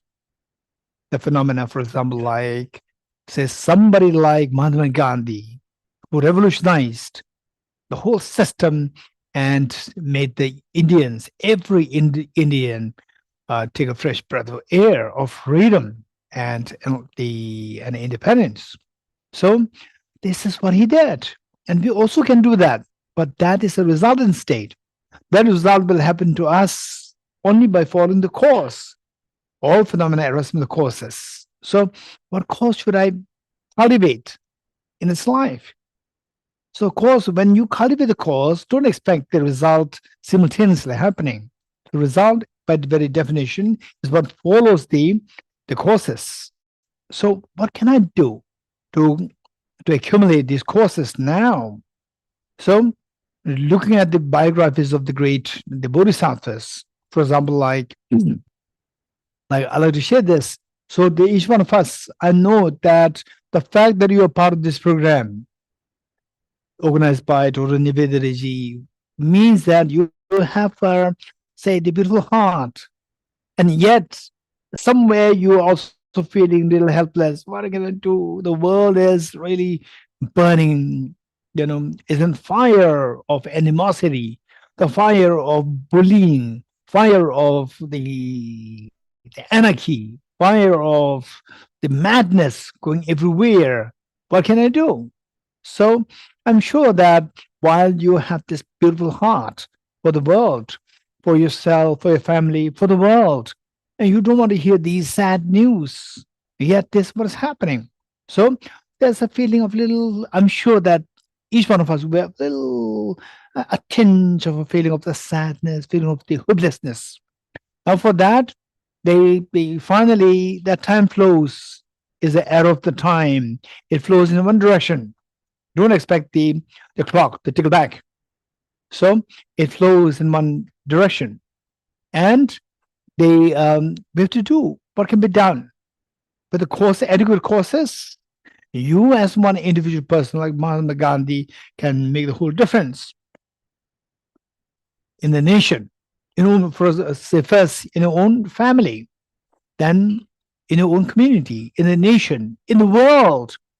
And when talking about the Bodhisattvas, believe it or not, it's not just one world. It's about the whole galaxies being managed by the Bodhisattvas. So you can do that. So for that matter, let me just share you some of these anecdotes, which we otherwise may feel so naive ourselves. So we talk about compassion, so forth, but look at the world. So what can the compassion do? You may feel so demoralized. So let me share it's not that the world is dark all the time. Let's not forget it. There are times where, say, even in the whole milk, the Buddha indicated that the Buddha's own teachings, overall speaking, there's no degeneration. For example, the Buddha appeared on planet Earth 2,500 years ago.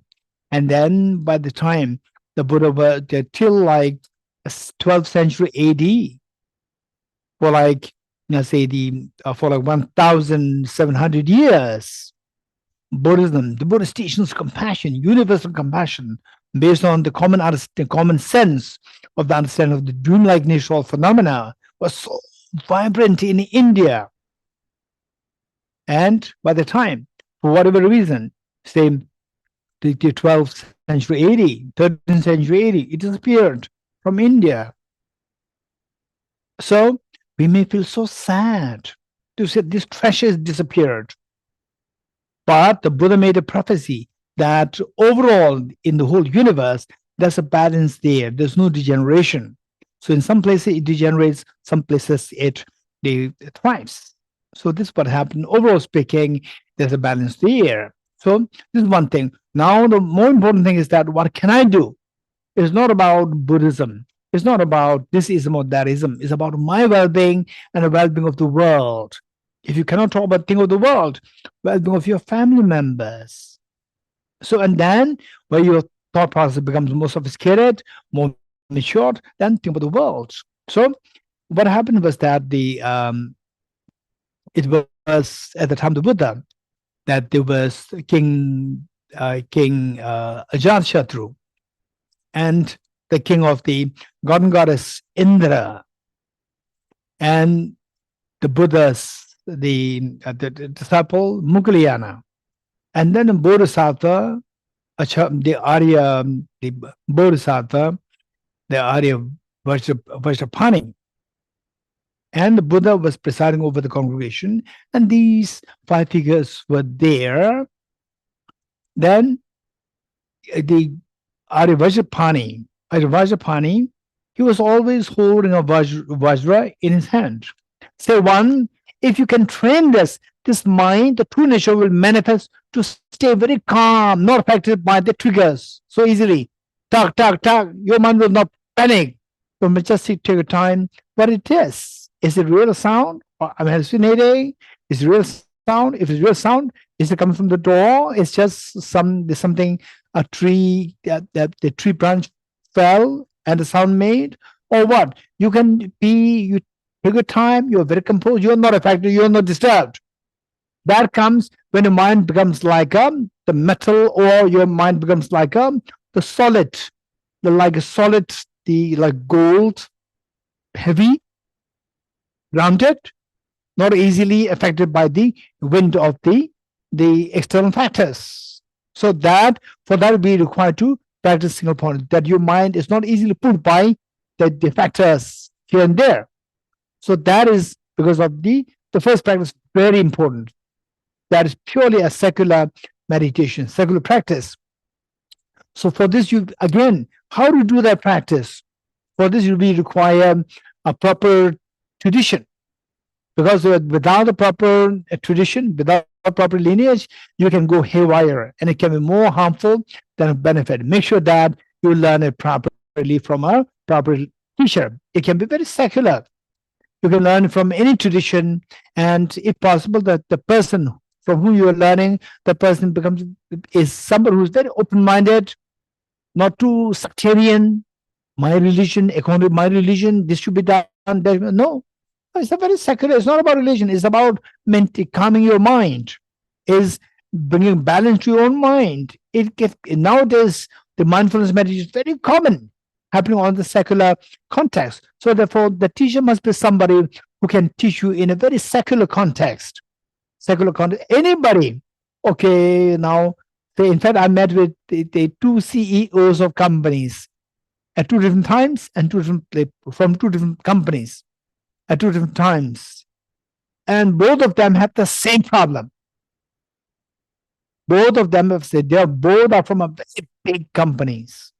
They have the same problem. Their mind cannot rest. Because I empathize with them. Because that this is their very job, to constantly think about all the creativities. Because they are responsible for like few $1 million of the business. Minimum. Because of which, then if they can succeed, they can just plunge into bankruptcy suddenly. So they see as a huge responsibility. The constant automatic thing, because of this, that it has become like a trade in the mind, that their mind cannot rest. They said that when they come to my teachings here, there was in the same hall, said in 2 minutes, the person has to stand up. He cannot sit even for 2 minutes. And he said that even in the sleep, the mind is moving so fast. He doesn't get rest. So this is situation.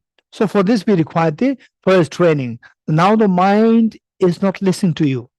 Mind is behaving in his own way. He's created his own trait of move so fast. So this requires, and this is not issue, the CEOs, they have a huge issue. But each one of us, we have our own problem.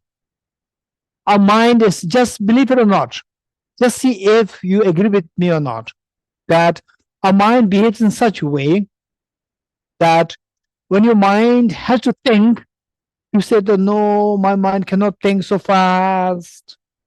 For example, we do a simple mathematics problem: 2 plus 3 into plus 1 plus 1 plus 2 minus 1 plus 2 plus. I say so fast. You said no, you're saying so fast, I cannot do the calculation. How many of you say that? Raise hands. How many say that? Yes.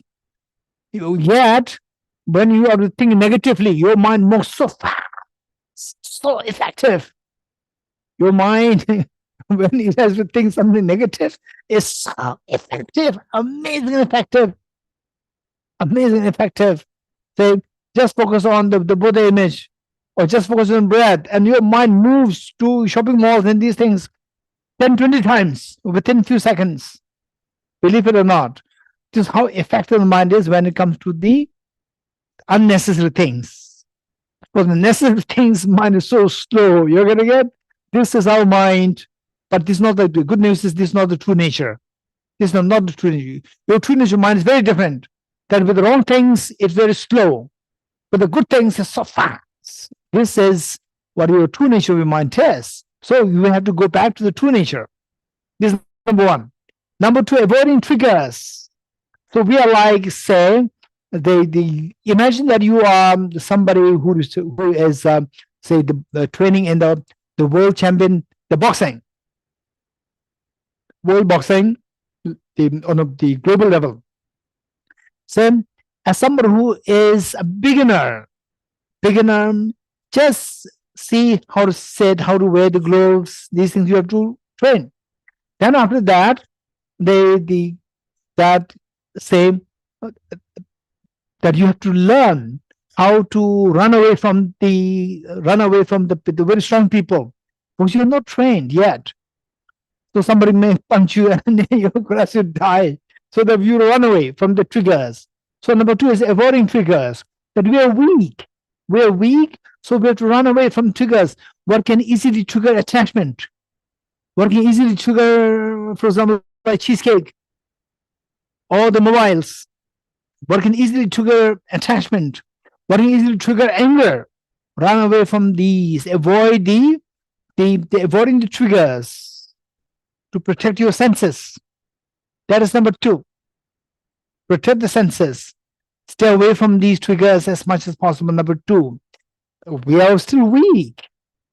Now, number three is where you practice compassion, and then the triggers, they may not irritate you too much.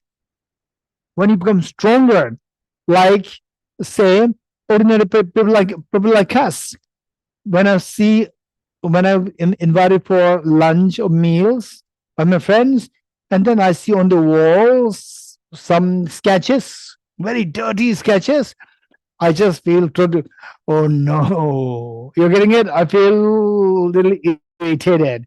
And the mother would come and say, Geshe, this is a painting of my children. In the eyes of the mother, this is a painting. She feels proud. In the eyes of a stranger, this is dirty, very messy, dirty. So the irritation comes when the compassion is lacking. When the compassion, irritation subsides. Finally, you have to manage your emotions, that you're not irritated. When you feel irritated, your sanity disappears. Your sanity disappears when you're irritated, and it consumes a lot of energy. And the irritation, if it lasts for long, it can consume your immunity, and it can kill you very fast. So compassion minimizes your irritation, and compassion, of course, it releases happy hormones within your body. These happy hormones, they construct they reinforce your the immunity, and the immunity safeguards you from illness and so forth. That is number three. Then number four is the cognitive transformation. Cognitive transformation, meaning that, for example, let's say that for example, prank. Okay, how many of you know prank? How many of you played prank? Okay, Namrata, you played prank. What kind of prank did you play, or who played on you? Your brother, or your husband, or your son? Who played prank on you? Namrata, you please unmute. Geshe, I've played many pranks while growing up. You played on somebody else, or somebody played on you? On my sisters, younger sisters. What did you do? I used to, we were all in the same school, so I used to scare them by telling them that the principal is calling them because they've done something wrong, and they used to get really scared and run to the principal's office only to know that they've not been called. Okay. Okay. Wonderful. Thank you. Okay. Anyone else? The prank? Okay. If there's no one, then little girl says yes. She'll explain what is prank. What prank is. Okay. This little girl says yes. She wants to explain what prank is. Yes. What was the question again? Okay. Question is, what is the meaning of prank? Okay, prank means that, you know, like I'm just standing here and somebody just calls me saying, hey, like, hey, your call. Yeah, you last time you talked about the prank, the bee behind you. See that? That one was like, that time I was in my old school and it was free that time. So everyone was playing around and one of my friends said, there's a bee on your head, and I was so scared that I ran around to get it off, but just to know it was fake, because like I told my another friend, is there a bee on my head shivering? Then they said no. And why are you shivering? They said, Okay, it's a prank. This is a prank. Okay, thank you. Okay, thank you. How many of you know understood what is a prank? What prank is? So where this little girl says that somebody said that there's a bee behind your neck, and she was running, shivering and running everywhere. And suddenly she met with a friend and asked the friend, "Is there a bee there?" And the friend said, "No, there's no bee. It's just a prank." Okay, so prank means creating a scenario, creating an appearance which is not really true. So why do you have the fear? Because you thought cognitively, so it's cognitive transformation. Cognitively, you thought that there was a bee behind you. Cognitively, you thought that there's a bee behind you. So that cognitive transformation happens when a friend tells you that there's no bee here. It's a prank. And then what happens? Cognitively, you realize that what I earlier thought was wrong. So now your cognitive error is fixed. Cognitive transformation happens and your mind feels the ease. Mind feels the ease. So this is how the stress is removed and mental unease is removed and your mind feels the ease. The mind embraces the situation. So this is where your emotion is managed. Okay, this is a very important part. And then the reality. So this little girl discovered the reality that there was no bee behind her head. She discovered that reality. That discovery is a cognitive transformation. And a cognitive transformation has many layers. So one which this girl is sharing with us, this is one layer. And there are many other layers unfolding which the subtler and subtler layer of the reality you discover unfold. Cognitive awakening happens. Then the subtler, then you'll have goosebumps on a body. And more goosebumps as you unfold deeper and deeper reality. Deeper and deeper cognitive transformation happens, and goosebumps will be even more and more. So to discover that, wow, this is amazing. The reality is very different. So unfolding the ultimate reality, all your mental unrest stops. This is where all your fears drop. And then alongside is not just the fear, to drop the fear, it's the fearlessness, but there is the ease that you're also seeking. You want to drop all the fears. You want to drop all the lack of freedom. At the same time, you want to expand the ease. These two appear very similar. Fearlessness and infinite ease look very similar, but these two are not exactly the same. These two are different. Okay, let me give you one example. Okay, so with this, with this, okay, I will quickly move to the next topic a little in a while, and then I'd like to invite questions, because the question answers is very important. And whatever question that you might have, please do not hesitate. That I'll give you like 20 minutes question answer session. And whatever question that you might have, please bring this up. This would be very helpful for all of us.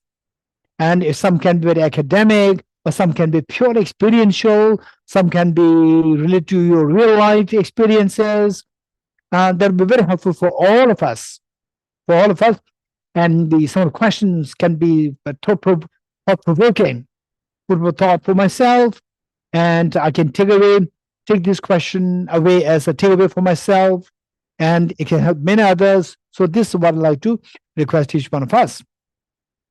Then the next one is the employing the loyalist. This is a very advanced practice. Where loyalist meaning you say the disturbing emotions which we're trying to curb, which we're trying to subdue, which we're trying to tackle, deal, get rid of.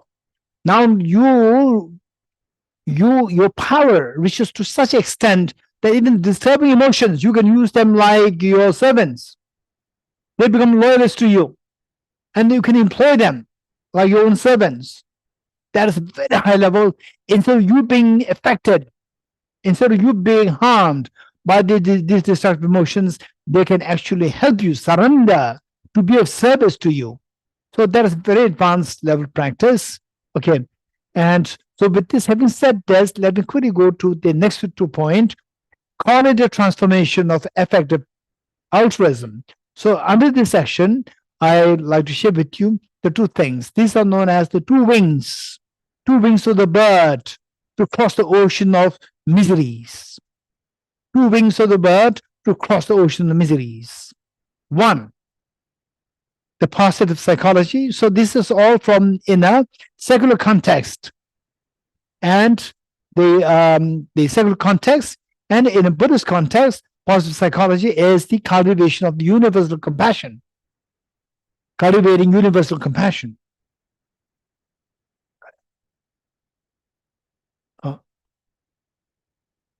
Cultivating universal compassion. The one wing of the 2. One of the 2 wings is the universal compassion. And then number 2 is the wing of the wisdom. We require anybody endowed with these two wings, guaranteed that the emotional stress is 0. You will be just imbued with joy and happiness, and you become fearless. It's amazing. And I would say that the one very amazing aspect of these 2 qualities is that oftentimes we can be affected by other people, and you don't want to go with other people who are very little, what we call as toxic. We don't want to go with these people. But when you're endowed with these 2 qualities, the wing of the universal compassion and the wing of the wisdom, when you have these 2 qualities, then not only that you can easily mingle with the toxic people, even toxic people, they change by interacting with you. They change. So our life is like a train journey for us. It's a train journey. So usually we say, oh, I'm on a journey, what can be, so it's just let me reach there, then I will do something. Let me reach there.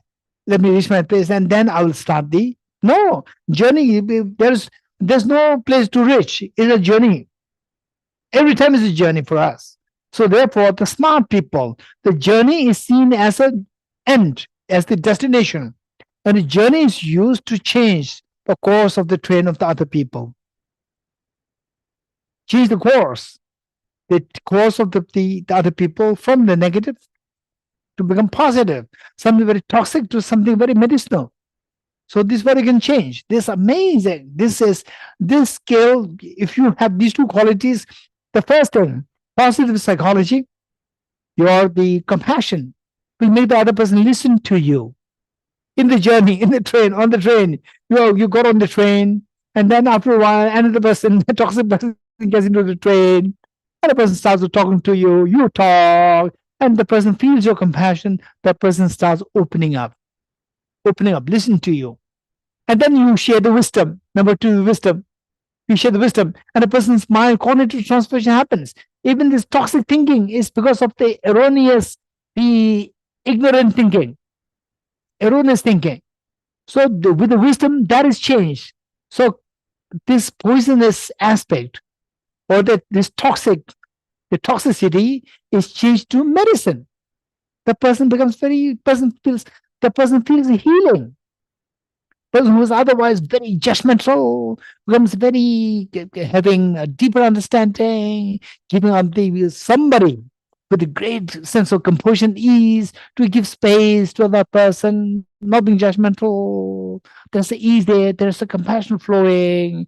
This is how the other person can be changed because of your transformation into these two things, positive psychology, or cultivation of the universe, compassion, and a wisdom to know the reality in its complete form, complex, the nuanced or the deeper reality, and a vast reality, both. So I will discuss on particularly with the first one.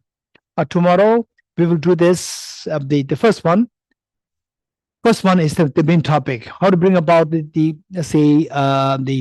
altruistic wisdom, meaning the wisdom to bring about change in your to mind from selfishness to altruism, and that will help to trigger the potential within, and that you experience the fearlessness, infinite happiness. Okay, we'll continue tomorrow. So meanwhile, we have another 15 minutes. Now, questions? Please raise hands if you have questions. Okay, we have Ankit. Is it Ankit? Ankit Ganguly. Namaste, Geshila. I'm Avik Ganguly. Geshila, I have a question. Like the 80-year-old person you talked about, I think he has a mental disorder most probably. And will clear thinking and meditation help in curing mental disorders? Okay. Avik Ganguly, thank you so much for your question. So this elderly person with 80 years old, seems like the person has some mental issues. You are 100% right. 100% right. But it's not I would say that this is not 100 purely the clinical issue. It is not, because later the person has moved the place, and particularly the person was extremely angry towards one person who was like assisting or attending to the person's regular needs, and blaming the person's that you are stealing thing, you are not, you have ulterior motive and so forth. But the other person is so kind, and two of them are separated, and I was trying to explain to this person that this person not like that. It's because of this person that you survived all these many years. I was explaining all these things, and because of the separation, other person gradually comes to senses that, oh, this person like. Then for the first time in the person's email to the attendant, I saw something very positive. So it's not purely a clinical issue. It is our normal thinking also. It related to selfishness. Thank you. Next question. Okay, we have Nili Portugal. And next we have this little girl again. She's raising her hand. Okay, first Nili. Unmute. Unmute. Yeah, sorry. Thank Yes. you. Well, I believe really that if we adopt the way that you introduce us, in all your teachings, which we are lucky to hear, it will obviously in one way or another will help us to manage, our emotions and to cope with the situation. But how does it actually change the causes which actually generated, our bad feelings or anger or etc.? I mean, let's take the Tibetan cause that you just mentioned. I mean, obviously, because of the virtues of the Tibetan people, they can cope in one way or another emotionally with the situation. But I mean, the behavior of the Chinese is horrible, not only to the Tibetans, but also to the world as a whole. And so our individual, behavior, as good as it can be, I mean, doesn't change the reality, does not change the situation. So this is, my dilemma in the daily Okay, cases. thank you. And Nelly, your question is very practical question. So how by us changing, right? How by you change and others not automatically changes? The example that you gave, they will take more advantage, right? So this is known as unskillful compassion, where His Holiness the Dalai Lama is very, very practical. So I remember that His Holiness during a public address, the similar question was asked, where Your Holiness, you always talk about compassion, compassion, compassion, and we practice compassion, and then people take more advantage of our compassion. What should we do? So His Holiness says that if a mad dog comes, don't say compassion, compassion, run away. You're getting it? When a mad dog comes, don't say compassion, compassion, run away. So therefore, when the mad dog comes, see that the what we are talking about is like, for example, like say, oh, we need to build a school, a very good school. So we need to have what? First, we need to have the blueprint. In a blueprint, you can have just the physical structure, appearance of physical structure. There's no door there. There's no the water sewage system. Nothing is there. All the details are missing. So what we're discussing is like the blueprint. Yet without the blueprint, you will end up nowhere. The school that you're going to construct is going to be just totally waste without the blueprint. Blueprint is very important, but don't think that blueprint is everything. So what we're discussing is the blueprint. But the blueprint, you take it and apply it in your real life, and you see that there are things where the reality is slightly different. And with the blueprint, based on blueprints, some details are missing. You have to add the details. So the thing is that simply because that we change, then for example, like, okay, we have to take care of the carbon footprint and so forth. But the temperature of the planet Earth, because of the sun, of course, it keeps increasing. But it doesn't mean that, for example, like, let's say that during the dinosaurs, the time of dinosaurs, like 200 million years ago, 300 million years ago, the temperature of the world was very different. And today is very different. There's a natural increase in the temperature happening, and there's a man-made temperature increase happening. So what we are doing is we're not looking for the 100% solution, but solution with respect to you. If you can deal with your emotions completely with respect to you, is 100% solution. Your fears will become zero. Your happiness becomes infinity. And then because of that, others will be inspired. So still the world will continue to be, there's going to be people who are selfish, wars, all these things continues to be there, domestic violence, these things can be there. But what I'm saying is that why do we have to feel demoralized? You have the potential. Don't look for oh, I study and tomorrow I'll become PhD. Don't expect that.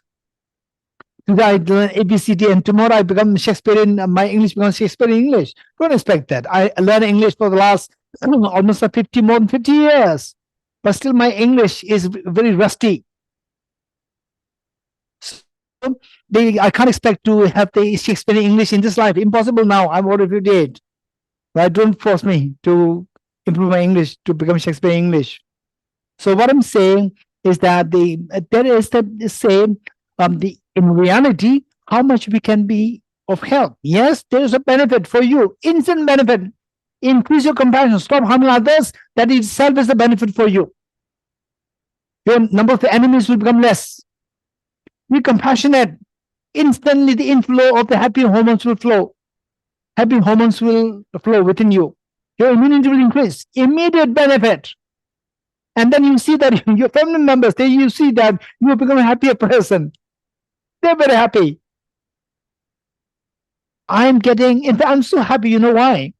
Because I'm getting so many good news from the people, my friends, who are studying at the Tibet house, saying that it's so obvious. My family members are seeing obvious change within me meaning not me, that person, that when they miss one class, their family members remind them, the mother, the father, the son, the daughter, hey, it's your class today. You're getting it.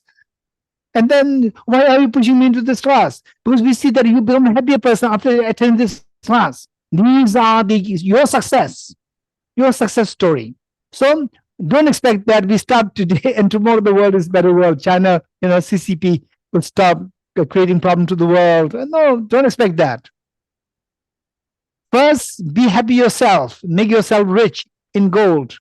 Don't think of exporting gold to other parts of the world. This is very important. Next, we have Vignesh.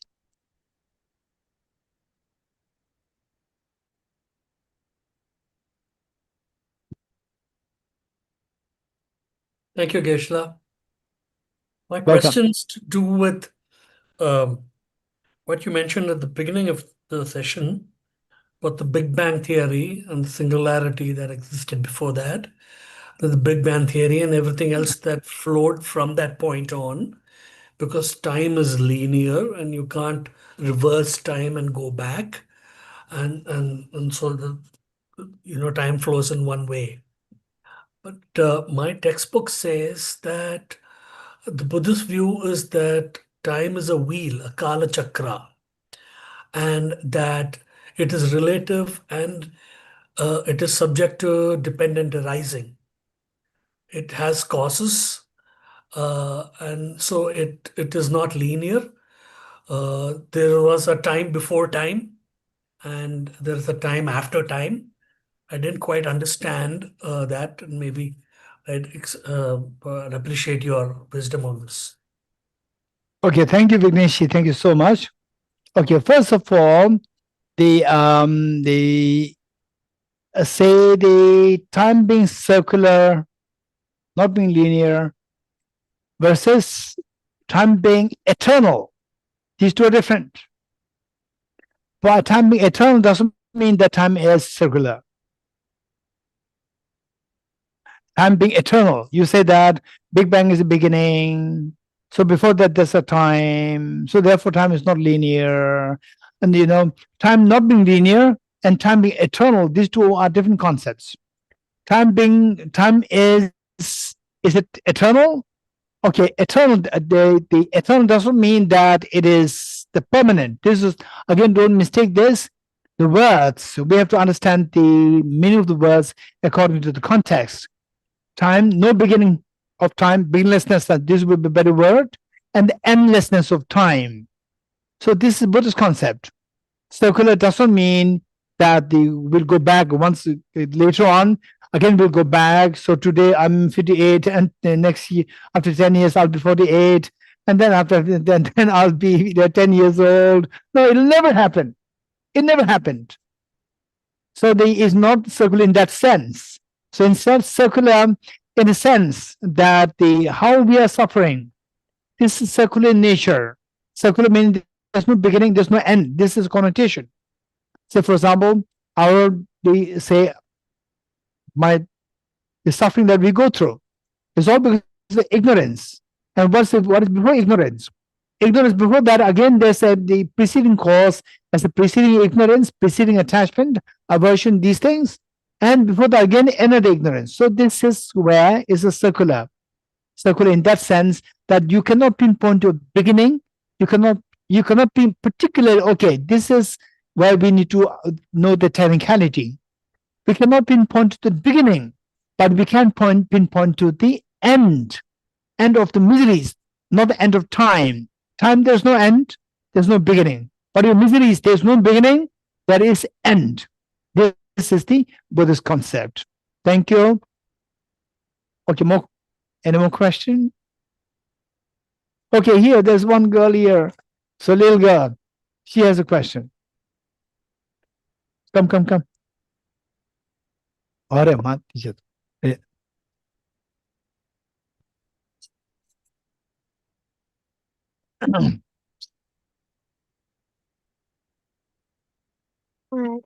have a question. You said, like,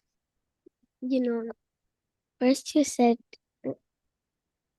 about the man, like changing the man that's just talking to you, and he's smiling, but he's bad. But how does it happen? How did this person become bad? No. Then?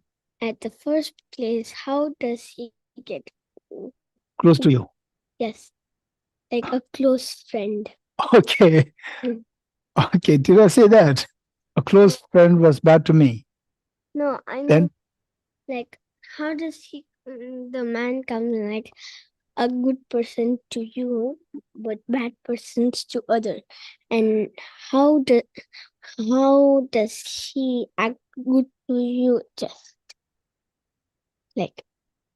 Okay, let's say person A is not bad, is a bad person, but it's good to me. Then what's the question? How does that man get acts good to you? Oh, to other okay. Thank you. The question is that how can the same person be good to me and bad to other people? For example, like let's say, let's say a robber, a thief is good or bad? Okay, thief, the Tenshana is saying is bad. So thief also has his son and has his daughter. Tenshana, listen. Listen. Okay, so young people, they know how to ask questions, they don't know how to listen to the answers. So they listen to the answer. So the thief father also has children. And thief father is nice to the children, but not nice to the other people because he steals from other people. You agree? So that happens. But even this thief, deep inside, is not a thief. True nature is so good. It's so good. And then there are many stories of the thieves. Once upon a time being a thief, later become an incredibly great saint, and who teaches many other people the compassion, how not to steal. So good people, even bad people can become very good later on. Okay, what about the good people becoming bad? Okay, so she's saying, but not only bad people becomes good, some good people also become bad. So what about that? Okay, that is, it seems like, but they came in. So this is a tricky question. Okay, so departed.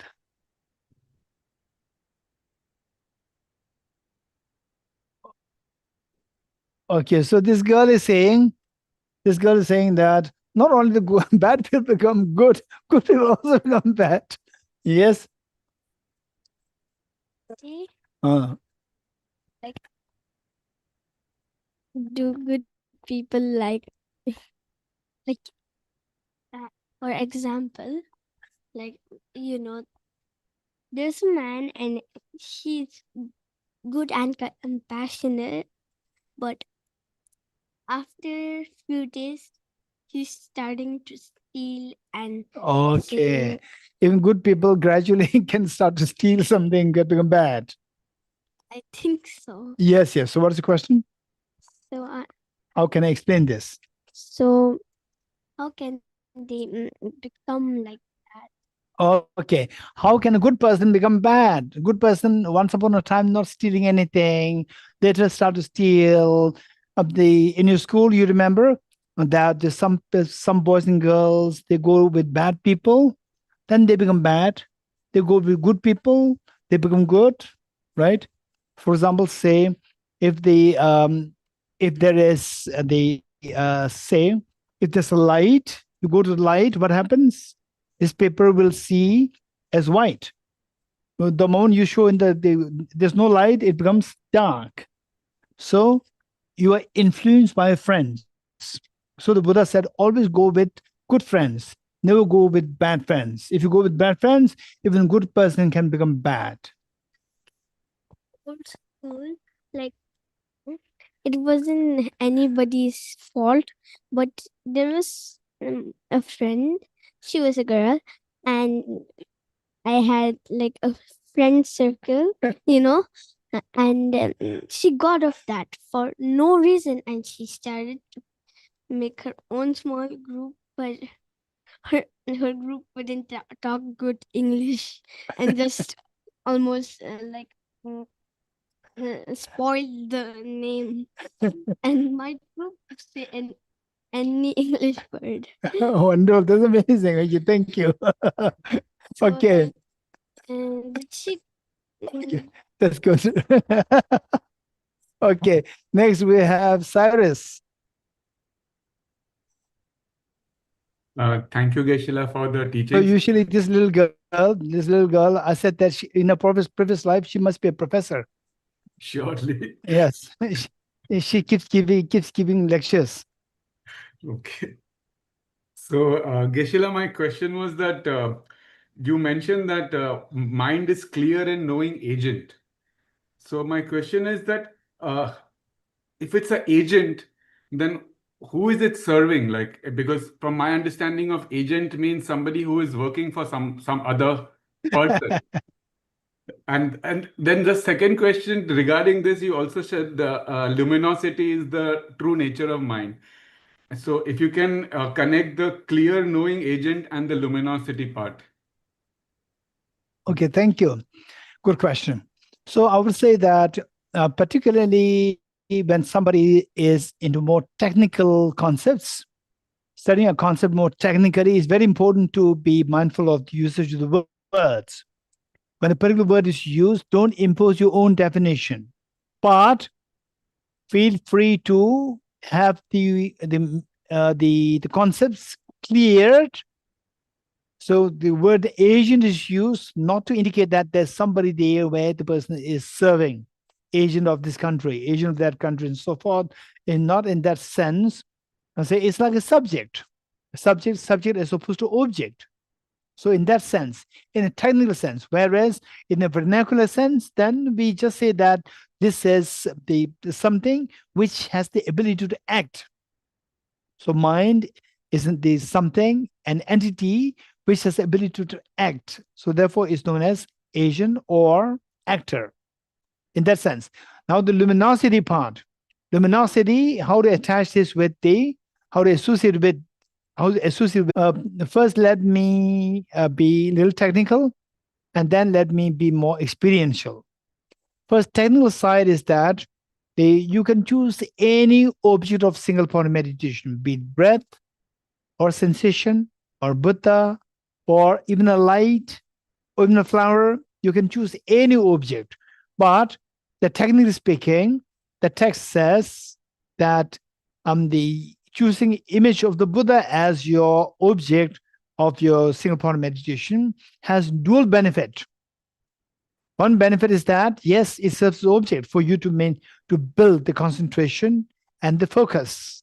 Number two is that because there is a Buddha image, Buddha has always the connotation of perfect love, perfect knowledge, and perfect power. So associated with these three qualities, you accumulate so much merit in the process, merit accumulation. For example, like say for a car, to run the car, you should have a very stable steering, plus you should have enough oil, the fuel. So while you're fixing the steering, for example, like, okay, for the car, same, when you drive the car, while the car is being driven, your battery is being charged. Do you agree? Although I don't drive car myself, but I know that this is a procedure. How many agree with me?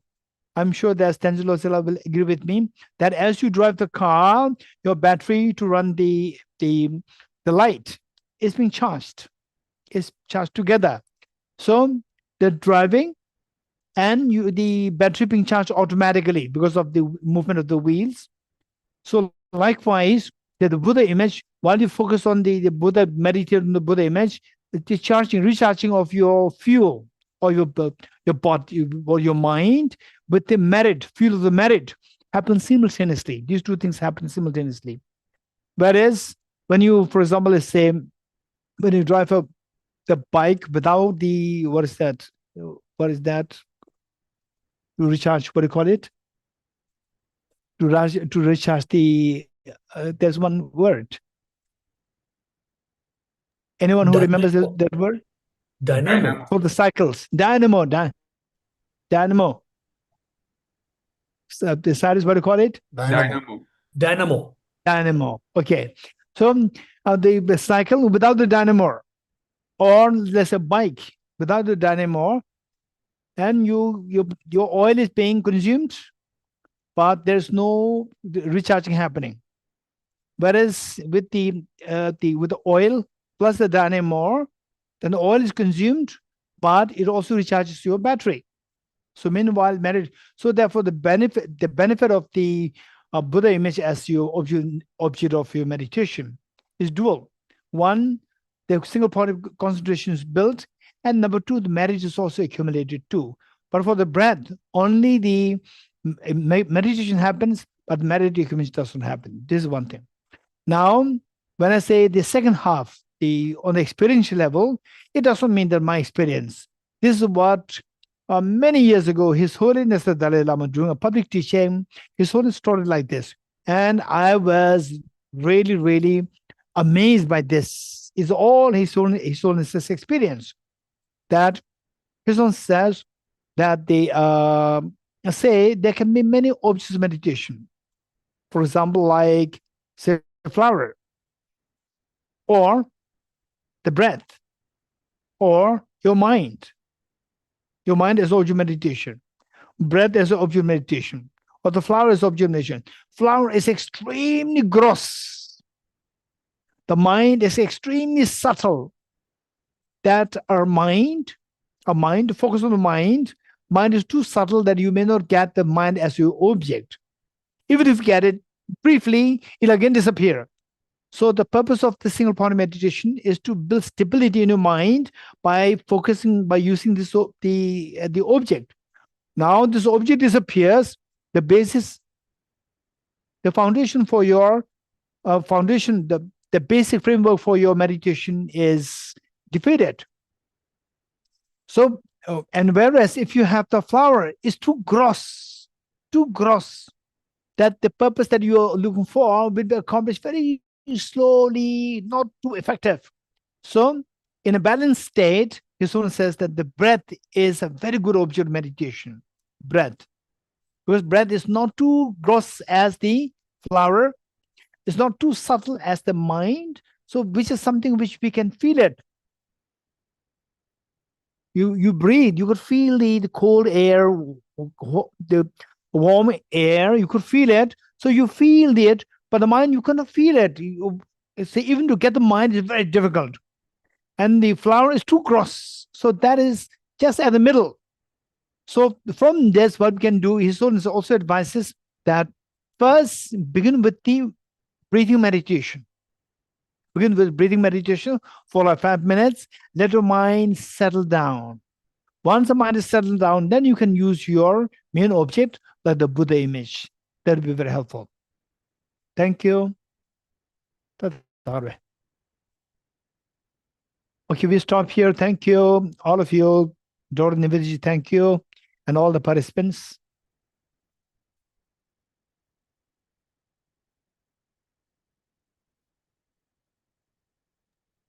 Thank you very much. Thank you, Geshe-la. Thank you, Geshe-la. Thank you, Nivedita ma'am. Thank you. Geshe-la. Thank you very much. Thank you, Geshe-la. Thank you. Kuchinal Geshe-la. Thank you, May your life Geshe-la. be long. Thank you, Geshe-la. Thank you, Geshe-la. Thank you so much.